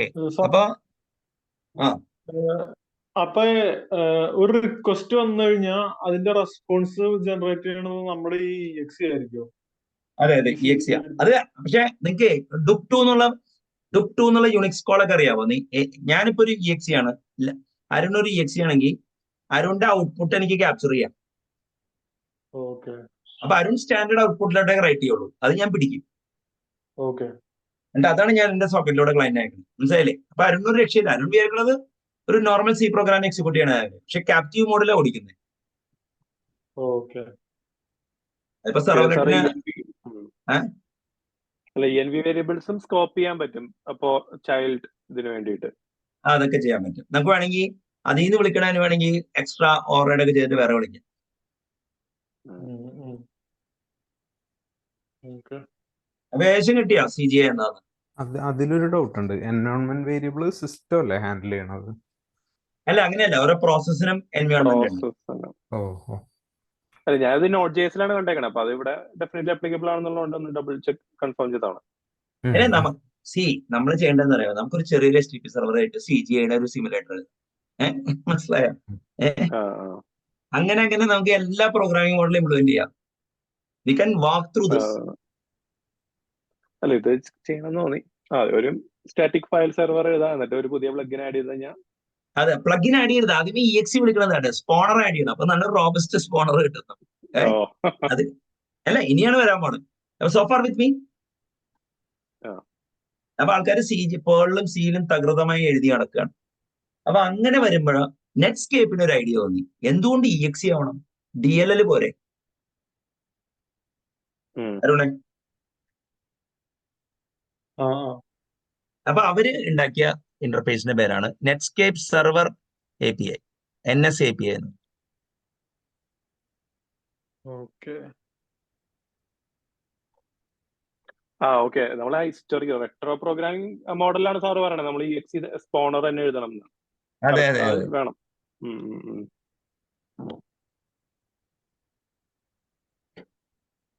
അതായത് നെറ്റ്സ്കേപ്പ് സെയിം പ്രോസസ്സിൽ ഓടിക്കാൻ തീരുമാനിച്ചു. അതെ, അതുകൊണ്ടോ ഇതാണ് ഫസ്റ്റ് DLL വെച്ചിട്ട്. Netscape Server Application Programming Interface is an application programming interface for extending server software, typically web. Enterprise സെർവറിന് വേണ്ടി ഉണ്ടാക്കിയത്. മറ്റേ എന്തെങ്കിലും ലേറ്റൻസി കുറയ്ക്കാനോ അങ്ങനെ എന്തെങ്കിലും ഉദ്ദേശം അല്ല, പിന്നെ ഉണ്ടാവുമല്ലോ. മറ്റേ ഇത് വേണ്ട, കോഡ് ഷെയർ ചെയ്യാലോ. സെർവറിലെ ലോഡ് ഭയങ്കര കുറയില്ലേ?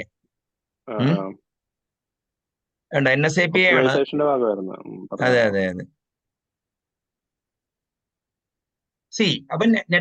അപ്പൊ മൈക്രോസോഫ്റ്റ് IAS ആയിട്ട് വന്നുകൊണ്ടിരിക്കുന്ന സമയത്ത് മൈക്രോസോഫ്റ്റ് എന്ത് ചെയ്ത് ISAP എഴുതി.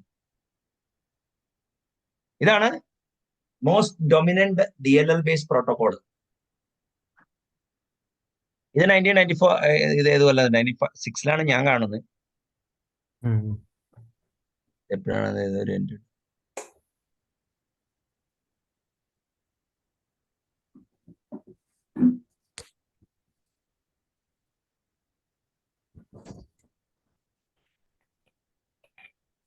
നോക്ക്, ഈ എക്സ്റ്റൻഷനും ഉണ്ട്, ഫിൽറ്ററും ഉണ്ട്.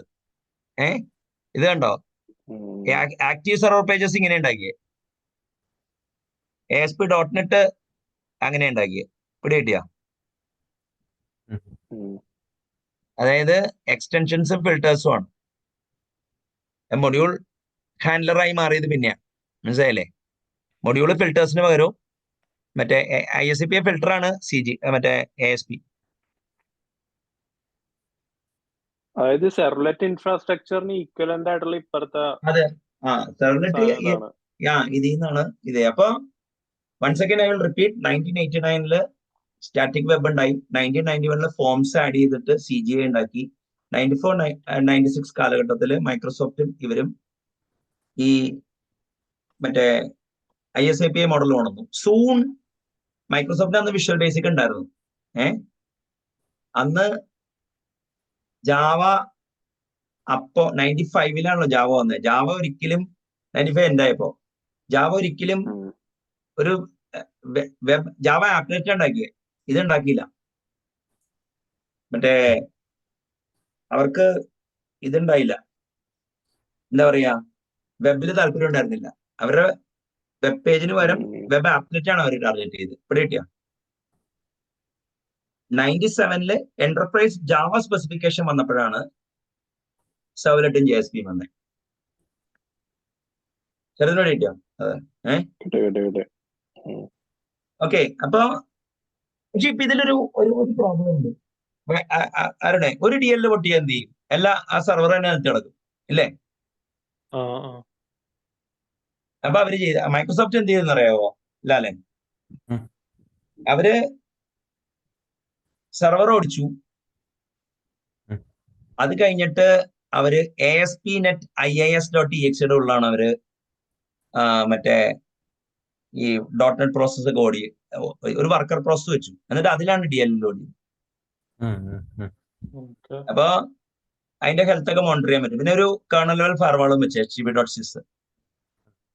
അപ്പൊ IIS-ന്റെ പണി ഈ ഹെൽത്ത് മോണിറ്ററിങ്ങും റീസ്റ്റാർട്ടിങ്ങും പരിപാടിയായി. Providing HTTP system ASP.NET IIS അങ്ങനെ ഒരു സ്ഥലം ASP.NET _IIS.exe കണ്ടിട്ടില്ല?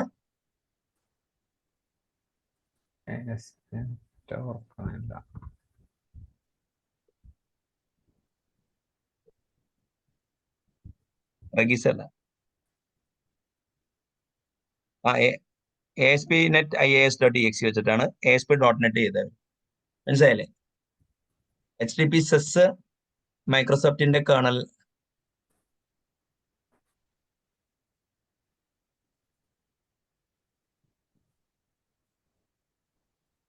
HTTP sys വെബ് സെർവർ ഉണ്ട്.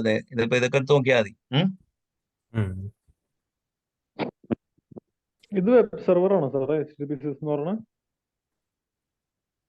അതൊരു വെബ് സെർവർ. അപ്പൊ IIS ഉള്ളതല്ലേ? ഇപ്പൊ ഇത് രണ്ട് സാധനത്തിന്റെ ആവശ്യം. IIS മറ്റേ കണക്ഷൻ മാനേജ്മെന്റ് ഒക്കെ അവരെ ഏൽപ്പിച്ചെന്ന് HTTP sys-നെ ഏൽപ്പിച്ച്. അവര് ആയിക്കൊള്ളും. IIS ഹെൽത്ത് മോണിറ്റർ ചെയ്യാനോ അതിനൊക്കെ ഉപയോഗിച്ചു. അപ്പൊ നമ്മൾ IIS ഉപയോഗിക്കുമ്പോ അതിന്റെ കൂടെ ഇതും വർക്ക് ചെയ്യണ്ടോ? IIS 6-ന് ശേഷം.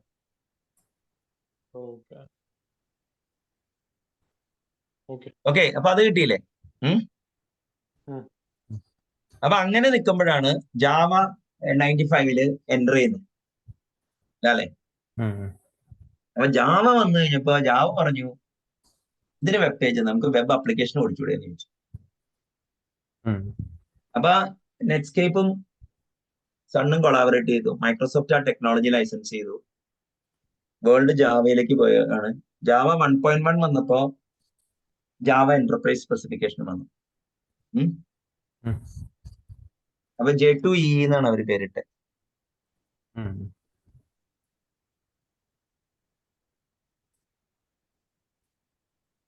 അതിന്റെ പാർട്ടായിട്ടാണ് JSP ഒക്കെ വന്നത്. ഇത് ഏത് ടൈമിലാന്ന് പറഞ്ഞു? ഇത് 97 J2EE വരുന്നത്. ജക്കാർത്ത എന്നാണ് ഇപ്പൊ വിളിക്കണേ. പൊളിറ്റിക്സ് ആണ് പുതിയ. ഓക്കെ. ജക്കാർത്ത ഏതോ സ്ഥലമല്ലേ? ഇന്തോനേഷ്യയിലെ ആണ്. ഞാൻ കേട്ടിട്ടുണ്ട്. അത് ഒറാക്കിള് കില്ല് ചെയ്യാൻ നോക്കി. അപ്പൊ കമ്മ്യൂണിറ്റി പ്രശ്നം ഉണ്ടാക്കി. ഇപ്പൊ അവര് അത് എക്ലിപ്സ് ഫൗണ്ടേഷൻ എന്തോ കൊടുത്ത് അപ്പൊ അവരുടെ ബ്രാൻഡ് യൂസ് ചെയ്യാൻ പറ്റില്ല എന്ന് വന്ന് അവര് പിന്നെ റീനെയിം ചെയ്തതാണ് ജക്കാർത്ത. അന്നും ജക്കാർത്ത ടോം കാറ്റ് എന്ന് ആദ്യം വിളിച്ചിരുന്നതിനെ. മനസ്സിലായില്ലേ? JSP ഒക്കെ ജക്കാർത്ത സെർവ്ലെറ്റ് എന്നൊക്കെ.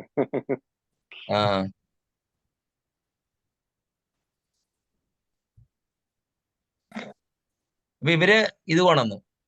ഏതാ?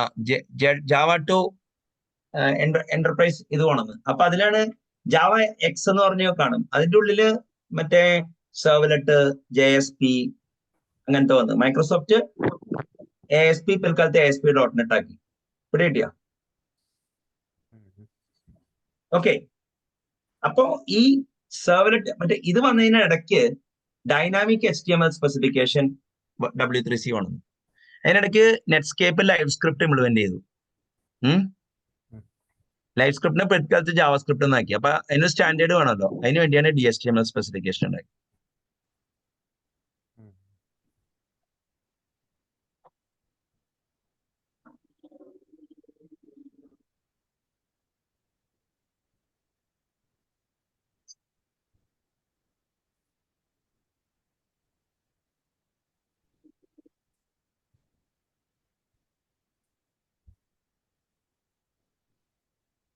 കണ്ടോ 1990 കണ്ടോ ഇയർ ഓഫ് DHTML. ആരോ എഴുതിയിട്ടുണ്ടല്ലോ അത്.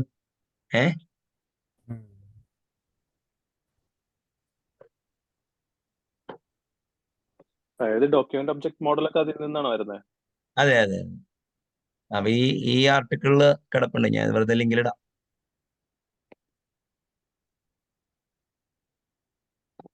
ഇതൊക്കെ അന്ന് MSD വായിച്ചോണ്ടിരിക്കുമ്പോഴാണ് ഇതൊക്കെ വന്നതേ, മനസ്സിലായില്ലേ? ഡോക്യുമെന്റ് ഡോമിനെ കുറിച്ച് കേട്ടിട്ടുണ്ടോ എന്നൊക്കെ അങ്ങോട്ടും ഇങ്ങോട്ടൊക്കെ പറയും.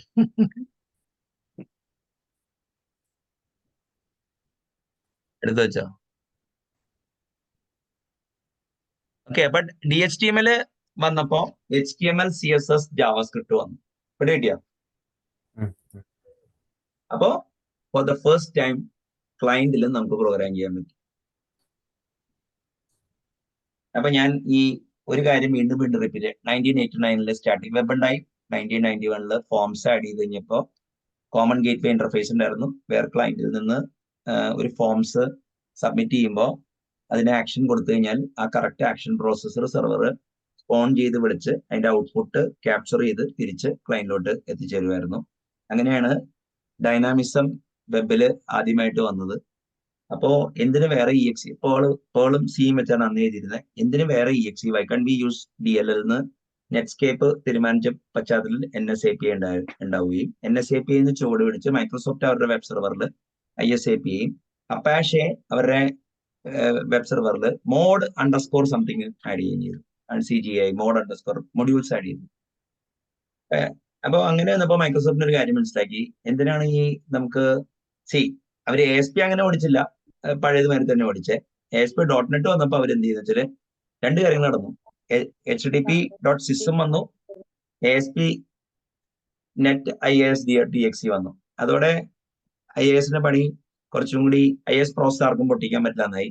അവർക്ക് ASP.NET IIS.exe ഹെൽത്ത് പോയി കഴിഞ്ഞാൽ അവർക്ക് റീസ്റ്റാർട്ട് ചെയ്യാൻ പറ്റും. അപ്പോഴുള്ള അപ്ലിക്കേഷൻസ് അഫക്റ്റ് ആവുള്ളൂ. അപ്പൊ അങ്ങനെ അവര് ഇത് ചെയ്തുകൊണ്ടിരുന്ന സമയത്ത് മറ്റേ സൺ ജാവ കൊണ്ടുവരും. പിന്നെ ലൈവ് സ്ക്രിപ്റ്റ് എന്ന് പറഞ്ഞിട്ട് ഒരു ലാംഗ്വേജ് അതിന് ജാവ സ്ക്രിപ്റ്റ് ആക്കി. അപ്പോ ക്ലയന്റ് സൈഡ് പ്രോഗ്രാമിംഗ് സ്റ്റാൻഡർഡൈസ് ചെയ്യാൻ വേണ്ടി അന്ന് മൈക്രോസോഫ്റ്റിന് VB സ്ക്രിപ്റ്റ്, ഇവർക്ക് ജാവ സ്ക്രിപ്റ്റ്, അങ്ങനെയൊക്കെ പറഞ്ഞ് ജെ സ്ക്രിപ്റ്റ് എന്ന് പറയുന്നത്. മൈക്രോസോഫ്റ്റിന് VB സ്ക്രിപ്റ്റും ഉണ്ട്, ക്ലയന്റില് ജെ സ്ക്രിപ്റ്റും ഉണ്ട്, ഇവർക്ക് ജാവ സ്ക്രിപ്റ്റ് ഉണ്ട്. അപ്പൊ ലാസ്റ്റ് DHTML സ്റ്റാൻഡേർഡ് വന്നപ്പോ ക്ലയന്റ് സൈഡ് വെബും ഇന്ററാക്റ്റീവ് ആയി. പക്ഷേ 1988 മൈക്രോസോഫ്റ്റ് ഔട്ട്ലുക്ക് വെബ് ആക്സസിന് വേണ്ടി ഒരു സാധനം കൊണ്ടുവന്നു.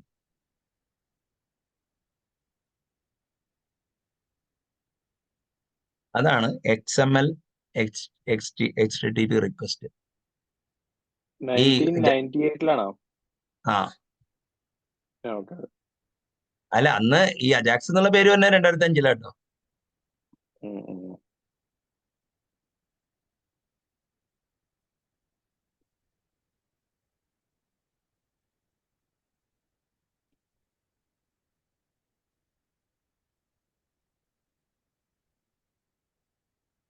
അതന്നെ 1998 98 ആയിരുന്നു അത്. എനിക്കറിയില്ല 2000 എങ്ങനെയാ തെറ്റിയിരുന്നത്. അന്ന് ഇവര് ആക്റ്റീവാക്സ് ഈ ഇതിന്റെ ഉള്ളിലുണ്ടല്ലോ നമ്മുടെ നെറ്റ്സ്കേപ്പിൽ ഓടുന്ന കോഡില്ലേ, അതിൽ എംബഡ് എന്ന് കൊടുക്കണം. മറ്റേ IEൽ കൊടുക്കുന്നതിന് നമ്മൾ ചെക്ക് ചെയ്ത് നോക്കണം ആക്റ്റീവാക്സ് ഒബ്ജക്റ്റ് ഉണ്ടോ എന്നൊക്കെ, മനസ്സിലായില്ലേ?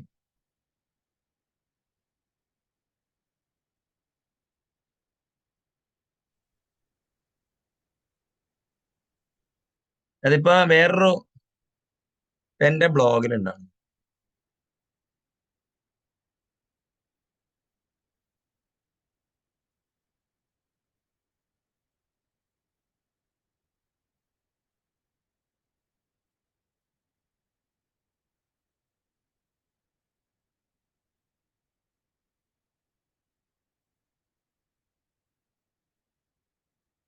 ഇത് കണ്ടോ, ആദ്യമേ വിൻഡോ ഇതുണ്ടോ നോക്കും.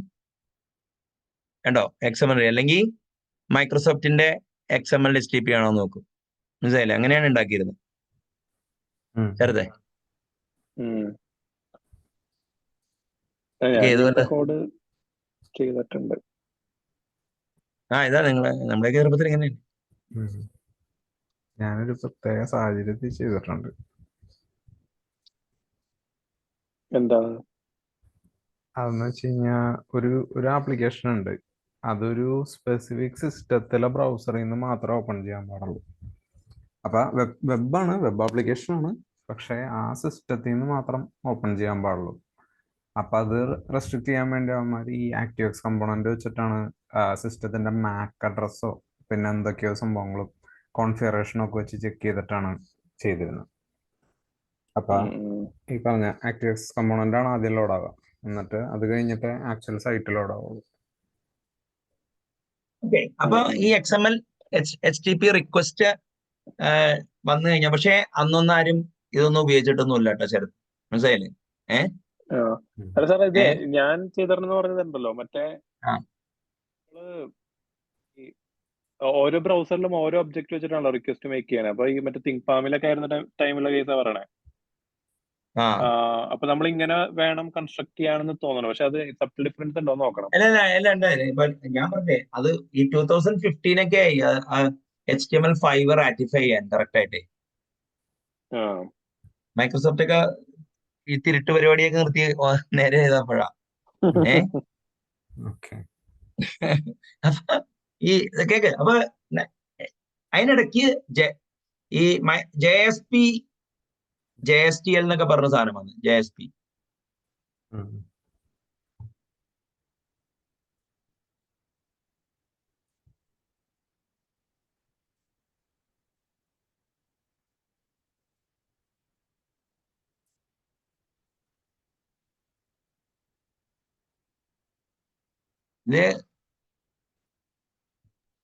ഇതാണ് JSP. ഏതാ? അല്ലല്ല, എല്ലായിടത്തും പേര് മാറ്റി അവർ കൊളാക്കിയിട്ടുണ്ടെന്ന് പറഞ്ഞു. ജാവ സെർവർ പേജസ് വന്നു, ഇപ്പോഴും ഉണ്ട്. പക്ഷെ അങ്ങനെ അതിനകത്ത് ജാവ അതിന്റെ മുകളിൽ ടാഗ് ലൈബ് JSTL എന്ന് പറഞ്ഞ ജാവ അതിനിടയ്ക്ക് ഇതിന്റെ ഇടയില് ഇപ്പൊ DHTML ഇപ്പുറത്ത് വന്നു, സെർവറില് ASP മറ്റേ JSP ഒക്കെ കൊടികുത്തി വാഴുമ്പോഴാണ് ഈ കോൾഡ് ഫ്യൂഷൻ എന്നുള്ളൊരു പ്രൊഡക്റ്റ് വന്നു. കോൾഡ് ഫ്യൂഷൻ എന്ന് പറഞ്ഞാൽ അവര് കോൾഡ് ഫ്യൂഷൻ മാർക്കപ്പ് ലാംഗ്വേജ് ആണ്, മനസ്സിലായില്ലേ? അപ്പൊ എന്തു ചെയ്യുന്ന വെച്ചാൽ അവര് ഹയർ ലെവൽ ടാഗ് സപ്പോർട്ട് ചെയ്യാൻ തുടങ്ങി. കണ്ട ശരത് CF ലൂപ്പ് അങ്ങനെയുള്ള കുറെ ഇപ്പൊ. അപ്പൊ എന്തു ചെയ്യുന്ന വെച്ചാൽ എന്നിട്ട് അവരെന്ത് ചെയ്യും, ഈ ASP.NET പ്രോസസ് ചെയ്യണ അവര് ഡോക്യുമെന്റ് പ്രോസസ് ചെയ്യും. അപ്പൊ റിച്ച് ടാഗ് സപ്പോർട്ട് ചെയ്യാൻ പറ്റും. അപ്പൊ കസ്റ്റം ടാഗ് സപ്പോർട്ട് വന്നു ബ്രൗസറിൽ, ഇവിടെ കിട്ടിയ. അപ്പൊ JSPയിൽ എന്ത് ചെയ്യുന്ന വെച്ചാല് തൗസൻഡ്സ് ഓഫ് ടാഗ് ആൾക്കാർ എഴുതിയിടാൻ തുടങ്ങി. അങ്ങനെ ജാവ പ്രോഗ്രാമിംഗ് വളരെ എളുപ്പമായി മാറി. ഇവിടെ കിട്ടിയ അതൊരു ഭയങ്കര എവല്യൂഷനാണ്. അപ്പൊ ഇങ്ങനെയാണ് ഈ 2000-ലെ .NET വന്ന ASP.NET വന്നിട്ടില്ല കേട്ടോ. അപ്പൊ അതിനിടയ്ക്ക് XML ഒരു സ്റ്റാൻഡേർഡ് ആയിട്ട് വന്നു. ഓക്കെ. അപ്പോ എവരി ടെക്നോളജിയുടെ ഒരു XML വേരിയന്റ് വരാൻ തുടങ്ങി. അങ്ങനെയാണ് മറ്റേ XPath, പിന്നെ എന്താ പറയാ XQuery, 100 കൂട്ടം സ്റ്റാൻഡേർഡ് വന്നു. കിട്ടിയോ? ഇപ്പൊ എക്സ്റ്റെൻസിബിൾ സ്റ്റൈൽ ഷീറ്റ് ലാംഗ്വേജ് CSS-ന് പകരം എല്ലാ ക്ലയന്റ് ടെക്നോളജിക്കും സെർവറിൽ ഈക്വലന്റ് ഒക്കെ വന്നു തുടങ്ങി. ഇങ്ങനെയാണ് ഇയർ 2000-ലെ സ്നാപ്ഷോട്ട്. അപ്പൊ ഞാൻ 2000 വരെയുള്ള വെബ് പ്രോഗ്രാമിംഗ് മോഡൽ ഒന്നുകൂടി റീക്യാപ്പ് ചെയ്യാം. ആവർത്തന വിരസത ഉണ്ടെങ്കിലും മേ ബി പറഞ്ഞ് എനിക്ക് തറവാനും കേട്ടിട്ട് നിങ്ങൾക്കും തറവാന്ന് ഞാൻ വിചാരിക്കുന്നു. 1989-ല് മറ്റേ സ്റ്റാറ്റിക് വെബ് വന്നു. 1991-ല് HTML ഫോംസ് വന്നപ്പോൾ അതിന്റെ പശ്ചാത്തലത്തിൽ ഒരു പ്രോഗ്രാമിംഗ് മോഡൽ വന്നു, CGI, common gateway interface. Architecture എന്ന് വെച്ചാൽ ക്ലയന്റിൽ നിന്ന് സെർവറിലോട്ട് ഒരു റിക്വസ്റ്റ് ഫോമിന്റെ ആക്ഷന്റെ പാർട്ടായിട്ട് CGI ബിൻ ഡയറക്റ്റ്ലി ഒരു പ്രോഗ്രാം ഓടിക്കാൻ പറയും. അപ്പോൾ സെർവർ എന്ത് ചെയ്യുന്ന വെച്ച് കഴിഞ്ഞാൽ ആ പ്രോഗ്രാം സ്റ്റാർട്ട് ചെയ്യണേക്ക് മുമ്പ് അതിന്റെ എൻവയോൺമെന്റ് ക്യാപ്ചർ ചെയ്യും. എൻവയോൺമെന്റ് അല്ല, ഔട്ട്പുട്ട്, സ്റ്റാൻഡേർഡ് ഔട്ട്പുട്ട് ക്യാപ്ചർ ചെയ്യും. എന്നിട്ട് ആ പ്രോഗ്രാം സ്റ്റാൻഡേർഡ് ഔട്ട്പുട്ടിലേക്ക് വരുന്നത് ഗ്രാബ് ചെയ്തിട്ട് ക്ലയന്റിലോട്ട് വരും. അങ്ങനെ അതിപ്പോ വെച്ചിട്ടായി. അപ്പോ instead of a C program ഒരു പേൾ ഇന്റർപ്രറ്ററിൽ ഓടി, എന്റെ പേൾ ഇന്റർപ്രറ്റർ പേളിൽ ഓടി. അങ്ങനെയാണ് ഇതിന്റെ ഗെയിം വർക്ക് ചെയ്യേണ്ടായിരുന്നത്. അപ്പോ കുറച്ച് പേർക്ക് തോന്നി എന്തിനാണ് നമുക്ക് വേറൊരു EXE സ്പോൺ ചെയ്യണത്, നമുക്ക് DL ആണെങ്കിൽ പെർഫോമൻസ് കൂടും, കുറെ ഹൗസ് കീപ്പിംഗ് എളുപ്പവും. അങ്ങനെ നെറ്റ്സ്കേപ്പ് NSAPI ഇന്റർഫേസ് കൊണ്ടുവന്നു. ആ NSAPI ഇന്റർഫേസിന് ചുവട് പിടിച്ച് മൈക്രോസോഫ്റ്റ് ISAPI കൊണ്ടുവന്നു. അപ്പൊ ISAPI ഫിൽട്ടർ ആണ് ASP, ആക്റ്റീവ് സെർവർ പേജസ്. 96 വരുന്നത്. അതിന് മുമ്പ് ഈ ISAPIയിലെ ആൾക്കാർ C++ കോഡ് എഴുതിക്കൊണ്ടിരിക്കുമ്പോൾ സൺ ജാവ വരികയും, ജാവ ആപ്ലെറ്റിലാണ് ഇപ്പോൾ ഇത് ചെയ്തത്. ജാവ ആപ്ലെറ്റ് 1.1 വരെ മറ്റേ എല്ലാ ബ്രൗസേഴ്സും സപ്പോർട്ട് ചെയ്തത്. പിന്നെ മൈക്രോസോഫ്റ്റ് പൊളിറ്റിക്കൽ റീസൺ കാരണം ഫർദർ ചെയ്യാത്തതുകൊണ്ട് ജാവ 1.2ന്റെ കൂടെയുള്ള ബ്രൗസർ പ്ലഗിനൊക്കെ ഉണ്ടെങ്കിലേ വർക്ക് ചെയ്യുള്ളൂ, അല്ലെങ്കിൽ ബ്രൗസർ ഹെൽപ്പർ ഒബ്ജക്റ്റ് വേണം. അപ്പോൾ നാച്ചുറൽ ഒരു ഡെത്ത് ജാവയുടെ ക്ലയന്റ് പ്രോഗ്രാമിംഗ് മോഡൽ, അതായത് ആപ്ലെറ്റ് ഡൈ ചെയ്തു. പക്ഷേ സെർവർ പ്രോഗ്രാമിംഗ് മോഡൽ, അതായത് എന്റർപ്രൈസ് ജാവയുടെ ഭാഗമായിട്ട് വന്ന മറ്റേ സെർവ്ലെറ്റ് JSP, അത് ശരിക്കും പച്ചപിടിക്കുകയും അതിനെ ചെന്ന അത്രയും ഇതില്ല കേട്ടോ. കാരണം ഈ പറയുന്ന ഞാൻ 98 വലിയ ജാവ പ്രോഗ്രാം വെബ് ചെയ്തിട്ടുണ്ടെന്ന് പറഞ്ഞു കഴിഞ്ഞാൽ ഞാൻ നിങ്ങൾക്ക് ആണായിട്ട് പറയാം അത് തള്ളാന്ന്. മനസ്സിലായില്ലേ? അതായത് അന്നൊക്കെ ഇത് വായിക്കും. ഒരു നല്ലൊരു വെബ് സെർവർ അതായത് 2001 വന്നത്. മനസ്സിലായില്ലേ? അപ്പൊ നിങ്ങൾ നോക്കുമ്പോ EJB ഒക്കെ 97 കാണും. അത് സെറ്റപ്പ് ചെയ്യാനൊക്കെ ഒരു 2003 ഒക്കെ ആയപ്പോഴാണ് ഔട്ട്സോഴ്സ് ചെയ്ത് വരാൻ തുടങ്ങി. അന്നൊക്കെ അമേരിക്കയിലെ ബെസ്റ്റ് പ്രോഗ്രാമേഴ്സിനൊക്കെ ഇതിന്റെ ആക്സസ് കിട്ടുള്ളൂ. ഇവിടെ കിട്ടിയ ഞാൻ അത്യാവശ്യം നല്ല കമ്പനികളിൽ വർക്ക് ചെയ്തിട്ട് നമുക്ക് ഈ EJB എന്നൊക്കെ പറഞ്ഞ എന്താ പറയാ, വെറുതെ കുറെ ബുക്ക് വാങ്ങിച്ച് വീട്ടിലേക്ക് ഇരുന്ന് പഠിക്കുന്നല്ലാതെ പ്രൊജക്ട്സ് വരില്ലായിരുന്നു. ഇവിടെ കിട്ടിയ അപ്പൊ ഇപ്പൊ ഡെല്ലിന്റെ ഒക്കെ ഔട്ട്സോഴ്സ് ചെയ്ത് തുടങ്ങിയപ്പോഴാണ് എനിക്ക് EJB ആക്സസ് കിട്ടി. ഈ 99 ഞാൻ EJB ഒക്കെ പഠിപ്പിച്ചിട്ടുണ്ട് കേട്ടോ. അതായത് നമ്മള് കോം പഠിക്കുന്നതിനൊപ്പം കോർവ് പഠിക്കും, അതിനൊപ്പം EJB പഠിക്കും. പക്ഷേ 2001 ഒക്കെ ഇതുണ്ട്. പക്ഷെ എങ്കിലും ആക്ച്വൽ EJB പ്രോജക്റ്റിൽ ഞാൻ വർക്ക് ചെയ്തത് 2003 മനസ്സിലായില്ലേ? അപ്പോ ഈ ഞാൻ വർക്ക് ചെയ്തില്ല. അന്ന് എന്റെ അറിവില് കേരളത്തിലെ ആദ്യത്തെ ഡൽഹിയിൽ നിന്നാണ് അത് ഔട്ട്സോഴ്സ് ചെയ്യപ്പെട്ട ആ വർക്ക്. മനസ്സിലായില്ലേ? അതിനു മുമ്പ് ജാവ ചെയ്തിട്ടുണ്ടെന്നൊക്കെ പറഞ്ഞു കഴിഞ്ഞാൽ എന്താ പറയാ, വില സെർവ്ലെറ്റ് അവിടെ ഇവിടെ ചെയ്തിട്ടുണ്ടാവും. ഇനിയിപ്പോ JSP ഇപ്പൊ ഞാൻ പറയട്ടെ, 2001 ആയപ്പോ JSP ഒക്കെ ചെയ്യുമായിരുന്നു കേട്ടോ ആൾക്കാർ, JSTL ഒക്കെ. പക്ഷെ അവരാരും ഒരു EJB ചെയ്തതായിട്ട് എനിക്ക് അറിഞ്ഞൂടാ. ഓക്കെ, അപ്പോ ഈ 2000 സ്നാപ്ഷോട്ട് നമ്മൾ സംസാരിക്കണം. അപ്പൊ അതാണ് അതിന്റെ കാര്യം. അപ്പൊ അങ്ങനെ ഇരിക്കുമ്പോ 97 ആകുമ്പോൾ DHTML സ്പെസിഫിക്കേഷൻ വന്നു. അതോടെ ക്ലയന്റ് സൈഡ് പ്രോഗ്രാമബിലിറ്റി വന്നു, ഔട്ട്ലുക്ക് വെബ് ആക്സസ് വന്നു. പക്ഷെ അന്നൊന്നും ആരും അത് ഉപയോഗിച്ചിട്ടില്ല. അപ്പോ ഈ മൈക്രോസോഫ്റ്റ് ASP.NET വന്ന് അന്ന് ASP പ്ലസ് എന്നാണ് അവർ വിളിച്ചിരുന്നതിന്. മനസ്സിലായില്ലേ? ASP നെറ്റ് വന്നിട്ടില്ല, കാരണം 2001 .NET ഇറങ്ങി. അപ്പൊ 2000 സ്നാപ്ഷോട്ട് ഇത്രയും കാര്യങ്ങളാണ്. അതായത് മൈക്രോസോഫ്റ്റ് അവരുടെ IIS ASP model, ISAPI ASP model വെച്ച് ഇത് ചെയ്യുന്നു. സൺ അവരുടെ സെർവ്ലെറ്റ് JSP മോഡൽ വെച്ച് ഇങ്ങനെ നിൽക്കുന്നു. PHP ഒക്കെ അവിടെ ഇവിടെയൊക്കെ, ഇത് ഒരു ഫസ്റ്റ് പ്രോജക്റ്റ് ഞാൻ ചെയ്തു എന്ന് കേട്ടത് 2000 ഇവിടെ നമ്മുടെ നാട്ടില്. ഓക്കെ, പിന്നെ എന്താ പറയാ, ഈ പോൾ ഡോണിയറിന്റെ ബുക്കൊക്കെ വാങ്ങിച്ച് CGI ഒക്കെ എക്സ്റ്റൻഷൻ ഒക്കെ സെറ്റപ്പ് ചെയ്ത് ചെയ്യും. പക്ഷെ അതൊന്നും നമ്മൾ ആക്ച്വൽ പ്രോജക്റ്റ് വർക്ക് ചെയ്യണമല്ലോ. അപ്പൊ ഇതാണ് 2000 വരെയുള്ള പ്രോഗ്രാം. അപ്പൊ ഇത്രയും കാര്യത്തിൽ എന്തെങ്കിലും ഡൗട്ട് ഉണ്ടോ?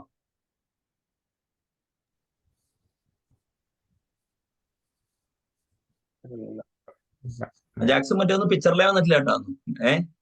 ഓക്കെ, ഇനി അടുത്ത ഫേസ് വളരെ ഇമ്പോർട്ടന്റാ. കാരണം ജാവയും .NETും തമ്മിലുള്ളൊരു കിടമത്സരവും പ്രട്ടി മച്ച് അപ്പുറത്ത് ഗ്രൂവി, റൂബി ഓൺ റെയിൽസ്, അങ്ങനെ ഒരു പ്ലിത്തോറ ഓഫ് ഓപ്ഷൻസ് വന്നു അൺടിൽ 2006. അപ്പൊ 2005 ഞാൻ ജെസി ജെയിംസ് ഗ്രാൻഡോ, അയാളാണ് അജാക്സ് കോയിൻ ചെയ്യുന്നത്. അതായത് 2000 മുതൽ 2005 വരെയുള്ളതാണ് ഇനി സംസാരിക്കാൻ പോണത്.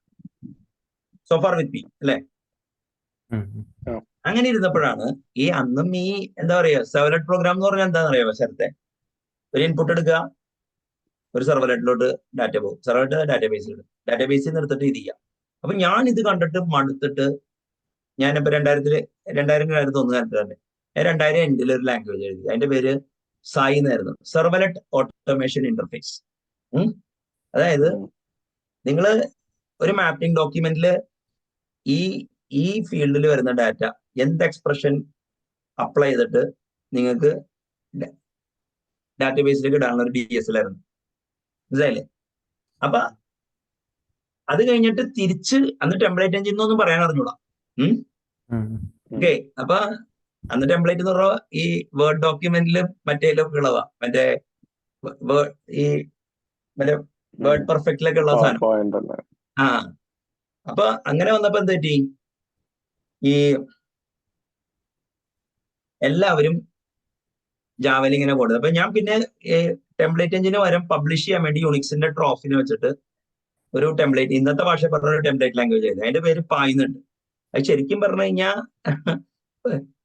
പൈസ് അപ്ലിക്കേഷൻ ഇന്റർപ്രറ്ററിനെ ഞാൻ പറഞ്ഞ ആൾക്കാർക്ക് ഇതുപോലെ അപ്പൊ പോർട്ടബിൾ അപ്ലിക്കേഷൻ ഇന്റർപ്രറ്റർ ആയിരുന്നു, മനസ്സിലായില്ലേ? പയ്യുന്നുണ്ട്. സായി പ്രോഗ്രാം ചെയ്യുന്നവനെ സായി പ്രോഗ്രാം. ഈ പൈക്ക് വേറൊരു പേരുണ്ട്, അതായത് network extensible group ware routing oriented language, Negro. സായിപ്പ് ഉണ്ടെങ്കിൽ നീഗ്രോ ആണല്ലോ. ഇവിടെ കിട്ടിയ അപ്പൊ അങ്ങനെയൊക്കെ ഇരിക്കുകയാണ്. 2001 ഞാൻ കാണുന്നത് 2002 2001 തോന്നുന്നു. അപ്പാഷെ സ്ട്രട്സ് എന്ന് പറഞ്ഞ സാധനം കയറി, മനസ്സിലായില്ലേ?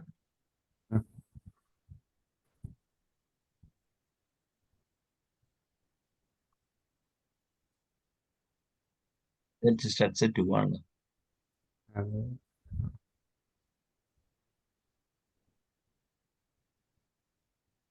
ആ 2006. അപ്പാഷെ 2001 എനിക്ക് അവര് ഒഫീഷ്യലായിട്ട് ഞാൻ കാണാൻ.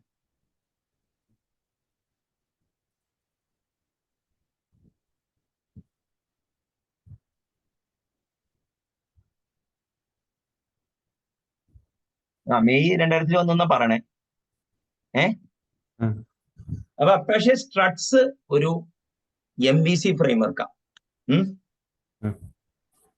അപ്പൊ റഫ്ലി ദ സെയിം ടൈം മൈക്രോസോഫ്റ്റ് 2000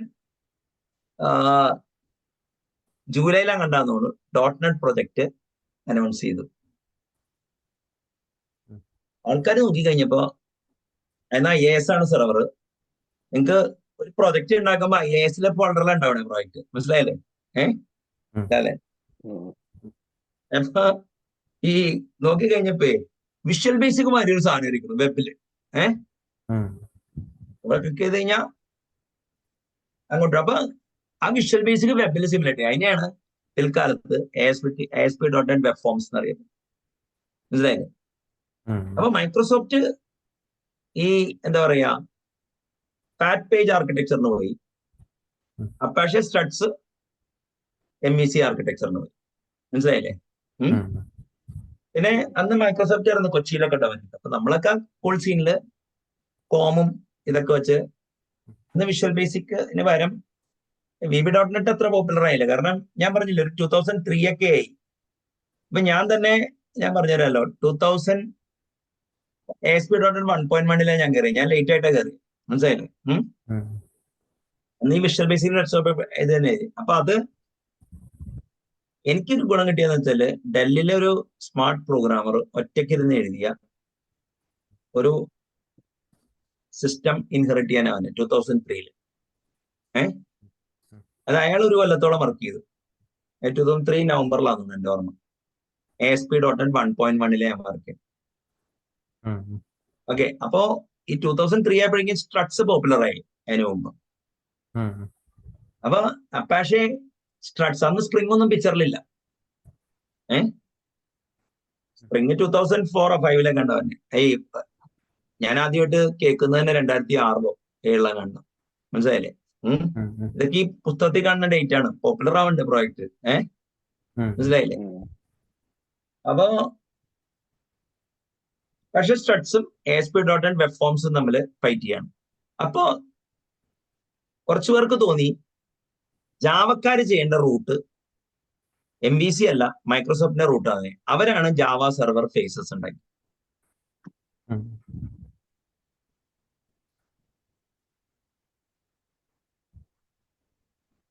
അപ്പൊ ഞാനിതിനെ ഈ എല്ലാം പേര് മാറ്റി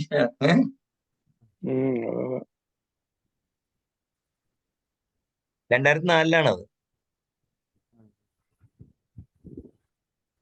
പക്ഷേ ഇത് മൈക്രോസോഫ്റ്റിനെ കണ്ടിട്ട് എഴുതിയതാ. അപ്പൊ അങ്ങനെയാണ് JSF എന്ന്. അപ്പൊ ഞാൻ ഇതിനെ കളിയാക്കി വിളിക്കുമായിരുന്നു ജാവ സെർവർ ഫീസസ് എന്ന്. അത് കണ്ട് 2013 എനിക്കിത് പ്രോഗ്രാം ചെയ്യേണ്ടി വന്നേ. എന്നിട്ട് ഞാൻ പഞ്ചപുച്ഛം മടക്കി അതിനുള്ള പ്രോഗ്രാം ചെയ്യേണ്ടി വന്നു. അതൊക്കെ മൈക്രോസോഫ്റ്റ് ഈ JSF-നെ ബേസ് ചെയ്തുകൊണ്ട് കുറെ കാര്യങ്ങൾ നടന്നു. അപ്പൊ ജക്കാർത്ത പെണ്ണറിഞ്ഞ ജാവ ഫേസസ്. ഞാൻ നോട്ട് ജേസിനെ കുറ്റം പറയായിരുന്നു. ഞാൻ ഇപ്പൊ നോട്ട് ജേസിൽ കോഡ് ചെയ്യുന്നു. അല്ല അപ്പൊ ആ കാലഘട്ടം മനസ്സിലായ. അപ്പൊ ജാവ ഇവര് തമ്മില് ഫൈറ്റ് ചെയ്യാണ്. അപ്പൊ അപ്പോഴേക്കും ASP.NET അത്യാവശ്യമൊക്കെ അവിടെ ഇവിടെയൊക്കെ ആൾക്കാർ ഉപയോഗിച്ചു തുടങ്ങി, മനസ്സിലായില്ലേ. എന്നാലും ASP.NET 2 ഒക്കെ ആയി കൊച്ചിയിലൊക്കെ പോപ്പുലർ ആയപ്പോട്ടോ. ഈ 1.1 അന്ന് ആ സമയത്ത് ഇപ്പോ ഈ .NET-ലൊക്കെ പ്രൊജക്ട് ചെയ്യണമെന്ന് പറഞ്ഞിട്ടൊക്കെ വിഷ്വൽ ബേസിക്കും ഇങ്ങനത്തെ സാധനങ്ങൾ ASP പ്രോജക്ട്സ് തന്നെ വന്നിരുന്നത്, മനസ്സിലായില്ലേ. അപ്പൊ അന്ന് IT ഇവിടുത്തെ കമ്പനികൾ അധികം ഉപയോഗിക്കണല്ലോ, ഔട്ട്സോഴ്സ് ചെയ്ത് കിട്ടാണ്ട് പ്രോജക്റ്റ് എടുത്ത് കിട്ടാനാ. അപ്പൊ വേണമെങ്കിൽ ഞാൻ കണ്ടത്, ഞാനന്ന് നെസ്റ്റില് മറ്റേ എന്താ പറയാ നല്ലൊരു സീനിയർ പൊസിഷനിലായിരിക്കും. ഈ 2005 മുമ്പ് കൊച്ചിയില് ഒരു 25,000 രൂപ കൊടുക്കണ ഒറ്റ കമ്പനിയിൽ, മനസ്സിലായില്ലേ. അപ്പൊ മാസം 2006 UST ഗ്ലോബലൊക്കെ വന്നിട്ട് അത് എഴുതിയത്. അപ്പൊ ഈ ആൾക്കാര് ഇത് പറയുമ്പോ പണ്ട് മുതലേ ഉണ്ടായെന്ന് പറയും, മനസ്സിലായില്ലേ. IT മെച്ചോർഡ് ആവണല്ലോ. അപ്പോ 2000-2005 ഇടയില് സംഭവിച്ച എന്താന്ന് വെച്ച് കഴിഞ്ഞാൽ ജാവയില് സ്ട്രക്ട്സും മറ്റേ JSF വന്നു, ഇപ്പുറത്ത് വെബ് ഫോംസ് വന്നു. അപ്പൊ ആൾക്കാര് ഫിഗർ ഔട്ട് ചെയ്യായിരുന്നു ഇതെങ്ങനെ എഴുതണം എന്നൊക്കെ പറഞ്ഞു, മനസ്സിലായില്ലേ. അപ്പൊ അവിടെയാണ് ആ കാലഘട്ടം. ഇനിയാണ് ഫ്രെയിം വർക്കുകളുടെയൊക്കെ കാലഘട്ടം. അതായത് 2005 ഒക്കെ ആയി കഴിഞ്ഞപ്പോ എന്ത് പറ്റിയെന്ന് വെച്ച് കഴിഞ്ഞാൽ ഞാൻ ഇടക്കാലൊന്ന് C++ലോട്ട് വീണ്ടും തിരിച്ചു വർക്ക് ചെയ്യാൻ പോയി. അപ്പൊ ഞാൻ ഒന്ന് ചെറുതായിട്ടൊന്നും ഇതിന്ന് അതിനിടയ്ക്ക് ഈ കുറെ ഷെയർ പോയിന്റ് ഒക്കെ ഇങ്ങനെ അവിടെ ഇവിടെ കൊച്ചപ്പാടൊക്കെ ഉണ്ടാക്കണ്ടായിരുന്നു. പിന്നെ .NET അന്ന് PHP-യിൽ കുറെ ഇനിഷ്യേറ്റീവ് എടുക്കാണ്. PHP നൂക്ക്, PHP-യില് ഡ്രുബാലൊക്കെ ഇങ്ങനെ വന്നു തുടങ്ങണം. അത്രയും പോപ്പുലർ ആയില്ല. 2005-2010 ഈ ഡ്രുബാല് ഒക്കെ ഇതായി. അപ്പൊ കാര്യം പറഞ്ഞു കഴിഞ്ഞാൽ 2006 എന്ത് പറ്റിയെന്ന് വെച്ചാല് EJB 3 കൊണ്ടുവന്നു സൺ, മനസ്സിലായില്ലേ. അതിനു മുമ്പ് തന്നെ EJB ആൾക്കാർ ഉപേക്ഷിച്ച വേണ്ട കുറച്ച് പ്രോജക്ട്സ് ഒക്കെ ആയി തുടങ്ങി. ഓക്കെ, കോർബേനും കൊന്നു EJB. അതിനിടയ്ക്ക് കുറച്ച് എക്ലിപ്സ് റിച്ച് ക്ലയന്റ് പ്രോജക്റ്റിന്റെ കുറച്ച് സാധനങ്ങൾ, അതൊന്നും അത്ര സിഗ്നിഫിക്കന്റ് അല്ല. വെബ് പ്രോഗ്രാമിംഗ് ഉള്ള ആളാണ് സംസാരിച്ചത്. 2005 മിഡില് അല്ലെങ്കിൽ ലേറ്റ് 2005 അജാക്സ് എന്നുള്ള ഒരു കീവേഡ് അപ്പിയർ ചെയ്തു.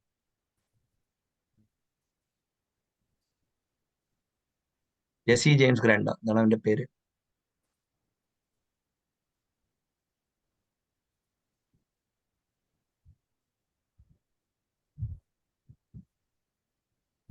നമ്മൾ പറഞ്ഞ സാധനം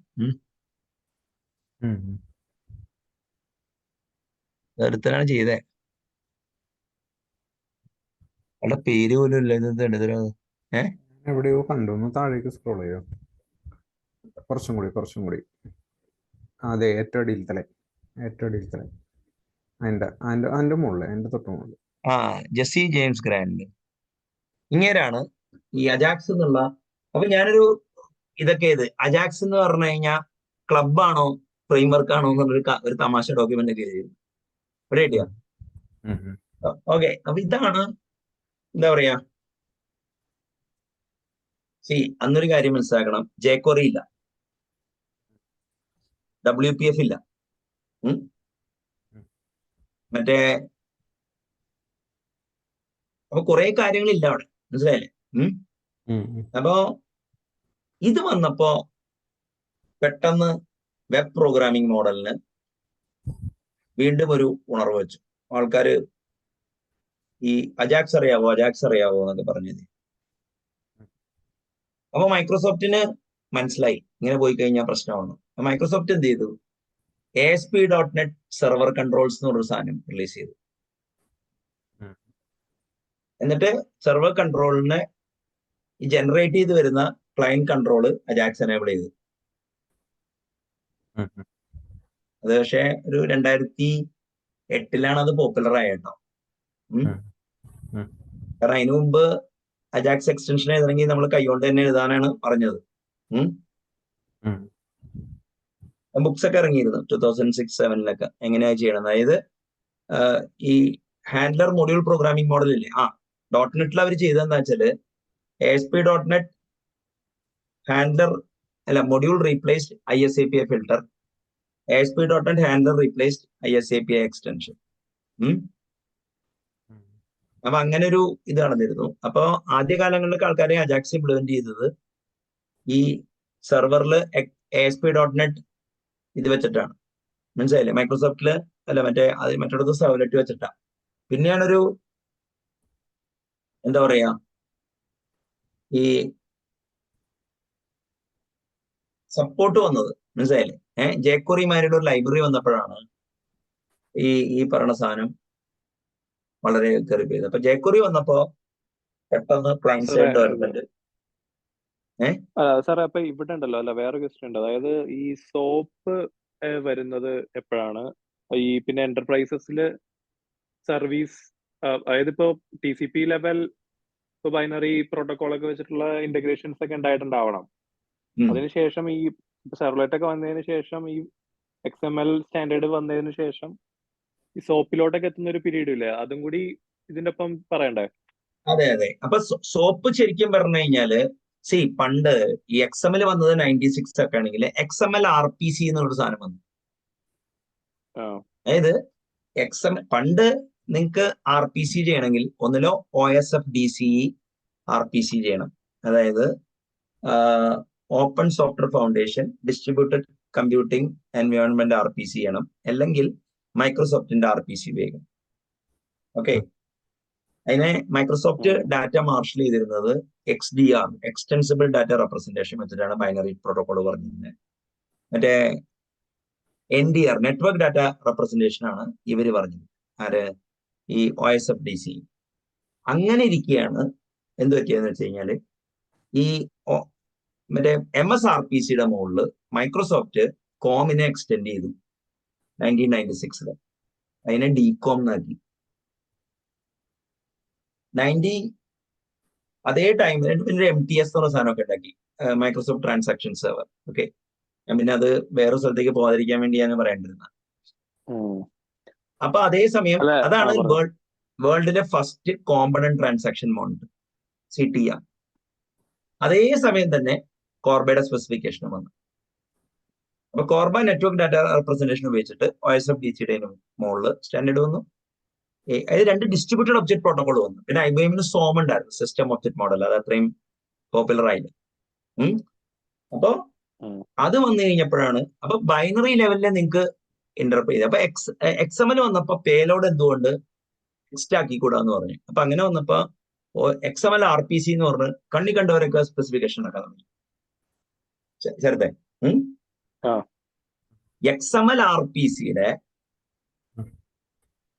സ്റ്റാൻഡേർഡിനെയാണ് സോപ്പ് എന്ന് വിളിക്കുന്നത്. സോപ്പ് റാറ്റിഫൈ ചെയ്ത് 2000. പക്ഷേ XML ഡോക്യുമെന്റ് ഫോർമാറ്റ്സ് ഒക്കെ അതിന് മുമ്പ് വന്നു തുടങ്ങി. സോപ്പ് റാറ്റിഫൈ ചെയ്ത് കഴിഞ്ഞപ്പോ മൈക്രോസോഫ്റ്റ് ഇതിന്റെ ഉള്ളില്, അതായത് XML ഡോക്യുമെന്റ് API വന്നു .NET. പിന്നെ XML പാഴ്സേഴ്സ് ഉണ്ടായിരുന്നു മൈക്രോസോഫ്റ്റിന് കുറെ. മറ്റേ അപ്പുറത്ത് ജാവയിൽ എന്ത് ചെയ്തെന്ന് വെച്ചാല് 2 API എമർജ് ചെയ്തു. അതായത് ഒന്ന് DOM API, പിന്നെ സാക്സ് എന്നുള്ളൊരു API വന്നു. അപ്പോ പിന്നെ സ്റ്റാക്സ് എന്നുള്ളൊരു API കൂടി വന്നു. ഓക്കെ, ജാവയില്. ഇവിടെ സാക്സും മൈക്രോസോഫ്റ്റ് സാക്സ് വേണമെങ്കിൽ നമുക്ക് സാക്സ് ഇന്റർഫേസ് ഇല്ല, ഞാൻ ഡോം ഇന്റർഫേസ് കണ്ടിട്ടുള്ളൂ മൈക്രോസോഫ്റ്റിന്റെ .NET മനസ്സിലായില്ലേ. പക്ഷേ എക്സ്പാക്ട് എന്നുള്ളൊരു XML പാഴ്സർ ഉണ്ടായിരുന്നു, എക്സ്പാക്ട്, അതിന് സാക്സ് ഉണ്ടായിരുന്നു.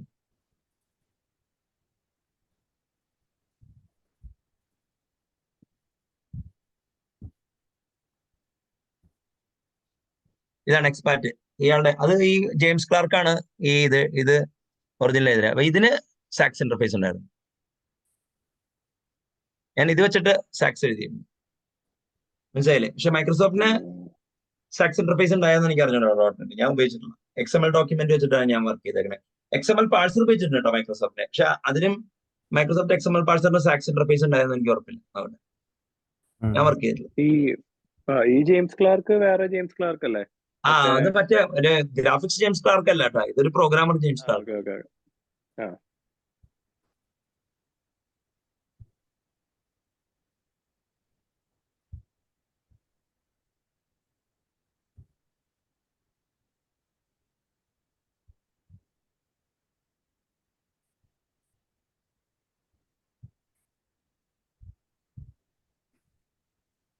ഡോം പാഴ്സർ തന്നെയാണ്. ഓക്കെ, അപ്പൊ ഈ ആദ്യം സോപ്പൊക്കെ ഭയങ്കര കോംപ്ലിക്കേറ്റഡ് ഇംപ്ലിമെന്റേഷൻ ആയിരുന്നു കേട്ടോ. .NET ഒക്കെ വന്നപ്പോഴാണ് അവര് ASMX വെബ് സർവീസ് കൊണ്ടുവന്നു. ജാവ പിന്നെ കുറെ സ്റ്റാൻഡേർഡ് കൊണ്ടുവന്നു. സാജ്, സോപ്പ് API വിത്ത് XML അറ്റാച്ച്മെന്റ്, JAX-B, 100 കൂട്ടരുടെ ടെക്നോളജി ജാവയിൽ വന്നു കേട്ടോ ശരത്. അപ്പൊ ഈ കോർബ ഈ ഇതിന് വഴിമാറി. RMI ഓവർ IIOP വന്നു, മനസ്സിലായില്ലേ. അതായത് ജാവ വന്നപ്പോ RMI വന്നു. ഈ RMIയുടെ ട്രാൻസ്പോർട്ട് പ്രോട്ടോകോൾ JRMP ആയിരുന്നു. അതിനെ പിടിച്ച് ഇതാക്കി മാറ്റി. ഏതാ RMI ഓവർ IIOP വന്നു. ഈ പണ്ട് ORBs തമ്മിൽ സംസാരിക്കാനുള്ള പ്രോട്ടോകോളിന്റെ പേര് ഇന്റർ ORB പ്രോട്ടോകോൾ ആയിരുന്നു, IIOP. അത് ഒരു ജനറൽ ഇന്റർ ORB പ്രോട്ടോകോളിന്റെ TCP/IP ഇംപ്ലിമെന്റേഷൻ. അതിന്റെ അതേ ട്രാൻസ്പോർട്ട് മെക്കാനിസം RMI സപ്പോർട്ട് ചെയ്തപ്പോ all of a sudden every EJB server CORBA സെർവറായി. അങ്ങനെയാണ് കോർബ ചത്തുപോയത്. കിട്ടിയോ? ഒരു വൻ ഗെയിമാ അത്. അതിൻ്റെതായ ഒരു എവല്യൂഷൻ ഉണ്ട് ചെറുത്തെ, മനസ്സിലായില്ലേ. അപ്പൊ ഇതിപ്പോ ശരിക്കും പറഞ്ഞു കഴിഞ്ഞാൽ അജാക്സ് വന്നു. അജാക്സ് പേര് കോയിൻ ചെയ്യപ്പെട്ടു. അതിന്റെ മുകളില് ഈ ജേക്വറി വന്നു. അപ്പൊ ജേക്വറി വന്നപ്പോ ഒരു പ്രശ്നം എന്ന് വെച്ചാല് ഡോം പ്രോസസിംഗ് ഒക്കെ എളുപ്പമായി ക്ലയന്റ് സൈഡിൽ, പക്ഷെ UI ഇല്ല. അപ്പൊ ജേക്വറി UI ഒരു പ്ലിത്തോറ പ്രൊജക്ട്സ് വന്നു ആ സമയത്ത്. സാറേ, ഞാൻ ഈ ഡീവിയേഷൻ എടുക്കാൻ പ്രേരിപ്പിക്കാൻ കാരണം എന്താണെന്ന് വെച്ച് കഴിഞ്ഞാൽ ഇപ്പൊ ഈ അജാക്സ് വന്ന പീരീഡ് ആയപ്പോഴേക്കും ഈ എന്റർപ്രൈസ് സർവീസസ് എല്ലാം സോപ്പിലോട്ട് മാറിയിട്ടുണ്ടായിരുന്നു. ആയിരുന്നു, എല്ലാം സോപ്പായിരുന്നു. അപ്പൊ അജാക്സ് ആണത്. മറ്റേ അന്ന് റെസ്റ്റ് ഇല്ല കേട്ടോ. റെസ്റ്റ് ആൾക്കാർ ആരെങ്കിലും പറഞ്ഞ് 2010 മുമ്പ് അവനെ വെട്ടിവെച്ച് വന്നു. മൊബൈൽ റെവല്യൂഷൻ ഇല്ലെങ്കിൽ റെസ്റ്റ് പോപ്പുലർ ആവില്ല. ഇതിപ്പോ ഞാൻ പറയട്ടെ, ഞാൻ തന്നെ എന്റെ first web mobile application work ചെയ്യുമ്പോ ജേസൺ ഉണ്ട്. ജേസൺ വാസ് ഡിഫറെന്റ് കേട്ടോ.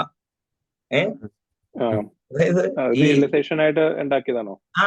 അതന്നെ. അത് ശരിക്കും പറഞ്ഞു കഴിഞ്ഞാൽ ഇവാല് ചെയ്ത് കഴിഞ്ഞാൽ അത് ഇൻഡിപെൻഡന്റ്ലി ഉണ്ടായത്. ഇതെന്താന്നറിയാമോ, മിക്ക സാധനങ്ങളും ഇപ്പൊ ഒരു കഥ പറയുമ്പോ നമുക്ക് വേണമെങ്കിൽ വേറെ രീതി പറയാം, പക്ഷെ യാഥാർത്ഥ്യവും കൂടി വേണമല്ലോ. അല്ലെങ്കിൽ പിന്നെ നിങ്ങൾ അങ്ങോട്ടും ഇങ്ങോട്ടൊക്കെ ഇത് ചെയ്യരുതല്ലോ. അപ്പൊ അത് തന്നെ ഒരു ബ്യൂട്ടിഫുൾ കോഡ് എന്നുള്ളൊരു ബുക്ക് ഇറങ്ങിയോണ്ടാണ് ഈ കുറെ പേർക്ക് അത് ഫേമസ് ആയത്. ജേസൺ, മനസ്സിലായില്ലേ. ജേസൺ ഫേമസ് ആവാൻ കുറെ ആൾക്കാര്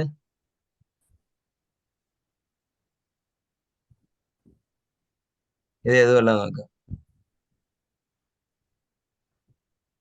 കണ്ട 2007 ഈ ബുക്ക് വന്നതാണ്.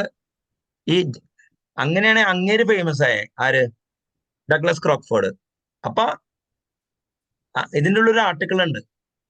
ഈ വാങ്ങിക്കാനേ കിട്ടുന്നു കേട്ടോ, ഞാൻ പറഞ്ഞുതരാം.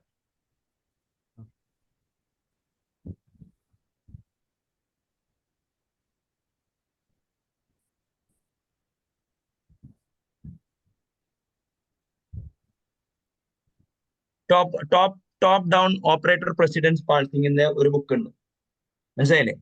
ഒരു ആർട്ടിക്കിൾ ഉണ്ടായിരുന്നു. ഈ ആർട്ടിക്കിൾ വന്നപ്പോഴാണ് ജേസനൊക്കെ ഫേമസ് ആയത്, മനസ്സിലായില്ലേ?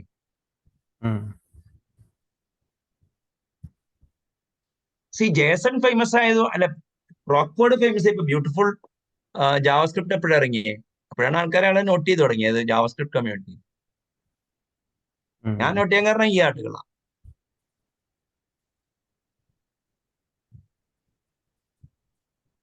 ജാവാസ്ക്രിപ്റ്റ് കമ്മ്യൂണിറ്റിയിലാണ് മറ്റേ ജാവാസ്ക്രിപ്റ്റ് ഗുഡ് പാർട്സ് 2010 ഇറങ്ങിയതായിരിക്കും.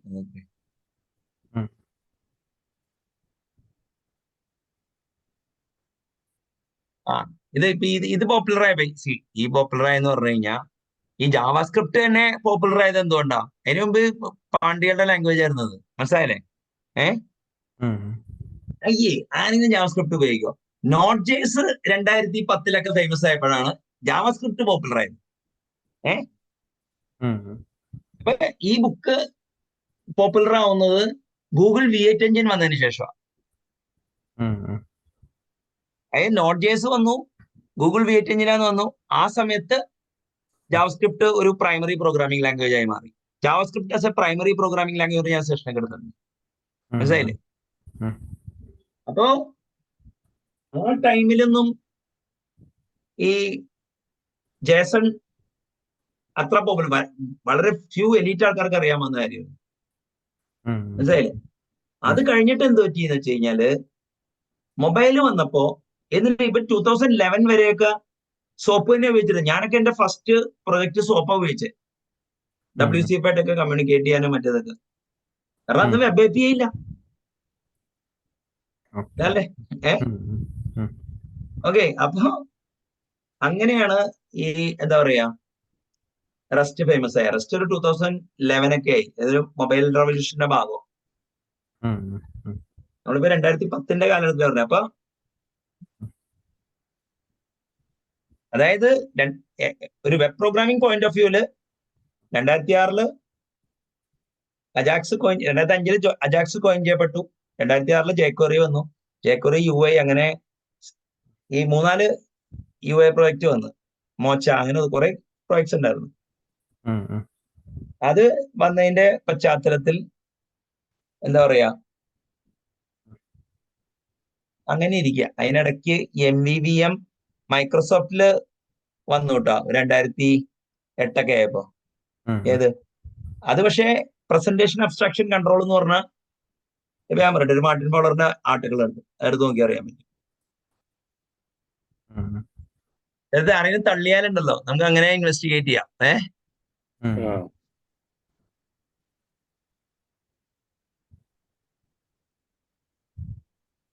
എന്തായാലും ഇത് മറ്റേ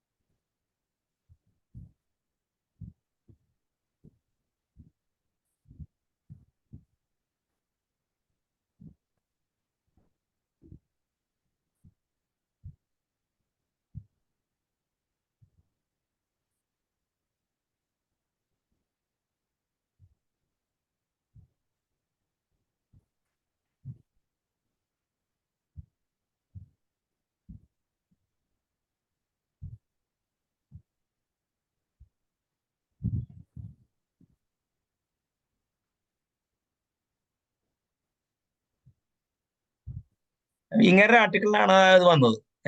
അത് നോക്കിയാൽ മതി. ഈ MVVM ഫേമസ് ആയപ്പോഴാണ് പാക്ക് 1987 പാക്ക് 1987 എന്ന് പറയുന്ന മോഡല് മനസ്സിലായില്ലേ? അപ്പോ പിന്നെയാണ് MVVM വെബിലോട്ട് തന്നെ ഇവിടെ കിട്ടിയോ? അത് എന്റെ അറിവിൽ knockout.js ആണ്, മൈക്രോസോഫ്റ്റ് ആണ്.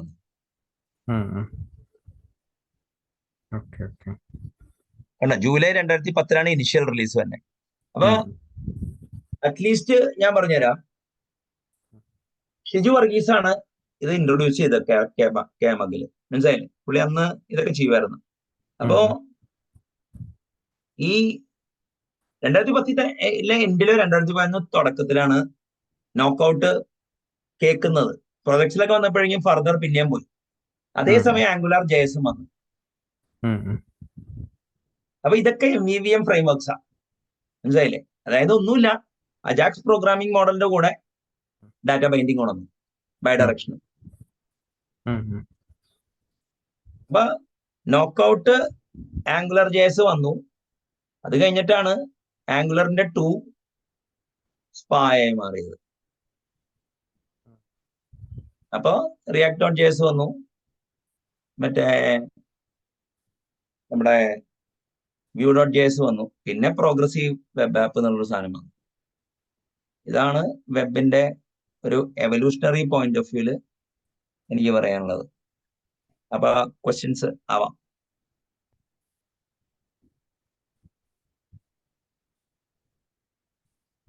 എൻ്റെ ഒരു ഡൗട്ട് ഉള്ളതെന്ന് വെച്ച് കഴിഞ്ഞാൽ ജാവാ സ്ക്രിപ്റ്റ് വന്നതും jQuery വന്നതും എവിടെ എങ്ങനെയാണ് അതിനൊരു വലിയ അതായത് ജാവാ സ്ക്രിപ്റ്റിനുണ്ട്, jQueryയുടെ ഇമ്പാക്ട് ഒക്കെ എങ്ങനെയാണ് വന്നേക്കുന്നത്? jQueryയുടെ ഇമ്പാക്ട് ഹ്യൂജ് ആണ്.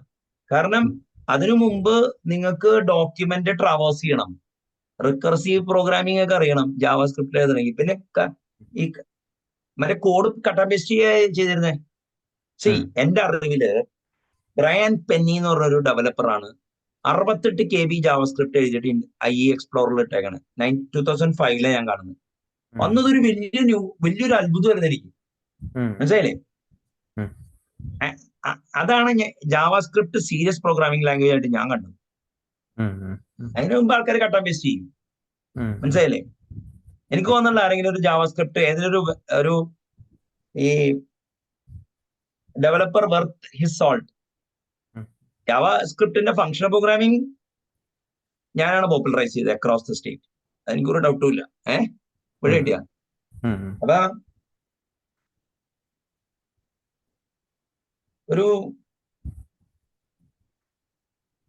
അപ്പൊ ജാവാസ്ക്രിപ്റ്റ് 2006 വരെ, ഇപ്പൊ 97 അത് അപ്പിയർ ചെയ്തു. 9 കൊല്ലം കഴിഞ്ഞിട്ടാണ് എന്താ പറയാ ഈ jQuery വന്നപ്പോഴാണ് ഈ ഡോം ട്രാവേഴ്സൽ മെസ്സും ഒക്കെ പെട്ടെന്ന് CSSന്റെ ലൈബ്രറീസ് ഒക്കെ വന്നപ്പോ വെബ് പ്രോഗ്രാമിംഗ് എളുപ്പമായി. അതിന്റെ മുകളിൽ jQuery UI മാതിരിയുള്ള സാധനങ്ങൾ വന്നപ്പോ ഒന്നും കൂടി ഇതായി. MVVM വന്നപ്പോ അത് കുറച്ചുകൂടി മോഡലായി.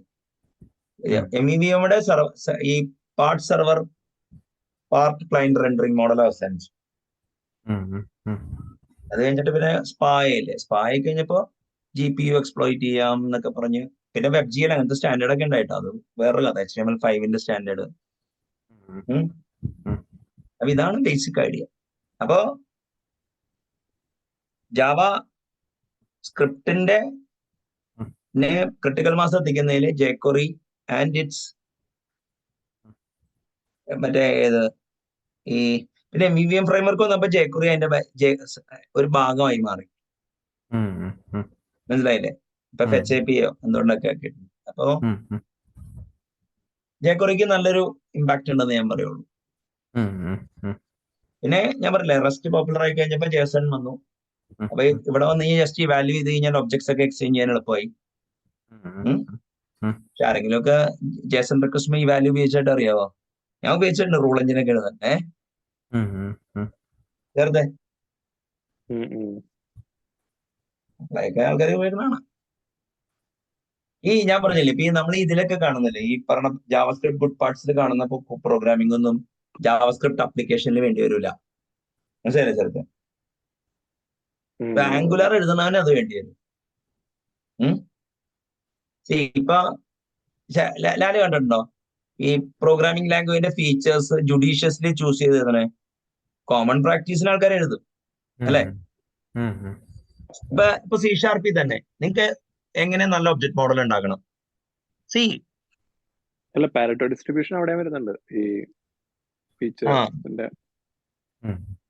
ലൈബ്രറി ഡെവലപ്പേഴ്സ് ഇല്ല ഇപ്പൊ ഞാൻ പറഞ്ഞില്ലേ അപ്ലൈഡ് അങ്ങനെയല്ല, ആക്സിലറേറ്റഡ് C# എന്ന് പറഞ്ഞ ബുക്ക് ഉണ്ട്.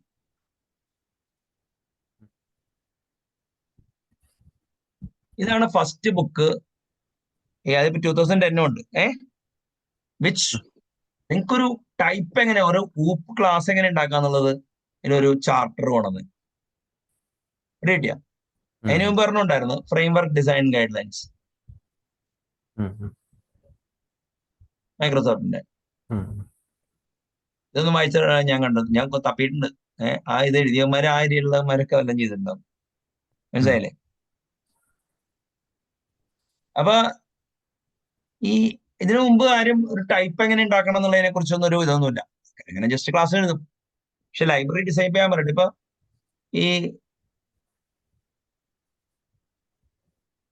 ഇതാണ് ജാവ വേൾഡില് ഈ യാറോസ്ലാവ് ടുലാക് എന്ന് പറഞ്ഞ ഒരാളുണ്ട്. ഈ ബുക്കാണ് ഇതേപോലെ ഇറങ്ങിയത് 2000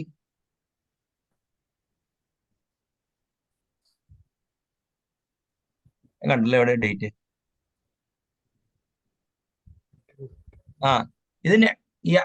ഇത് പിന്നെ മറ്റേ എന്താ പറയാ, ഇത് ഞാൻ പറഞ്ഞ API ഇവിടെ API എന്ന് പറഞ്ഞു കഴിഞ്ഞാൽ കോൾ ലെവൽ ഇന്റർഫേസ് API ഉണ്ട്, അല്ലാണ്ട് റെസ്റ്റ് API അല്ല.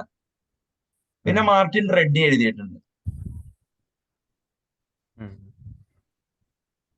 അത് C++ലെ വേണ്ടി എഴുതിയേക്കണം ഈ book, API design for C++. ബാക്കിയുള്ള ബുക്സ് ഒന്നും അങ്ങനെ ഒരു API എഴുതാനോ അതിനൊന്നും ഈ 2010 മുമ്പൊന്നും വന്നിട്ടില്ല. അല്ല അങ്ങനെയല്ല, ഈ ഇത് എഴുതുന്നവർക്കറിയാം, ഏതാ ലൈബ്രറി എഴുതുന്നവർക്കറിയാം.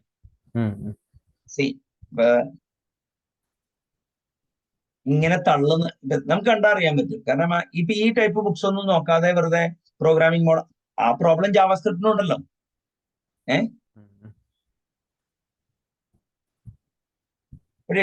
പിന്നെ കുറച്ച് ജാവാസ്ക്രിപ്റ്റ് സീരിയസ് ആയിട്ട് എടുത്തത് ഷൈൻ സേവിയറാ. പുള്ളി കുറച്ച് ഇതൊക്കെ എഴുതിയിരുന്നു. അതല്ല പുള്ളി പുള്ളി ജാവാസ്ക്രിപ്റ്റ് സീരിയസ് ആയിട്ട് എടുത്തതിന്റെ ഒരു എക്സാമ്പിൾ പറഞ്ഞുതരാം. പീറ്റർ നോർവിഗിന്റെ സ്പെൽ ചെക്കർ ഉണ്ട്.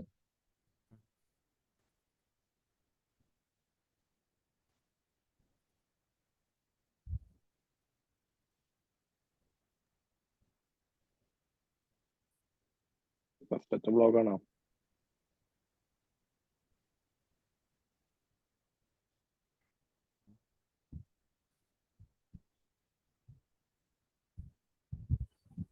ഇത് കുറെ പേര് വോട്ട് ചെയ്തിട്ടുണ്ട്.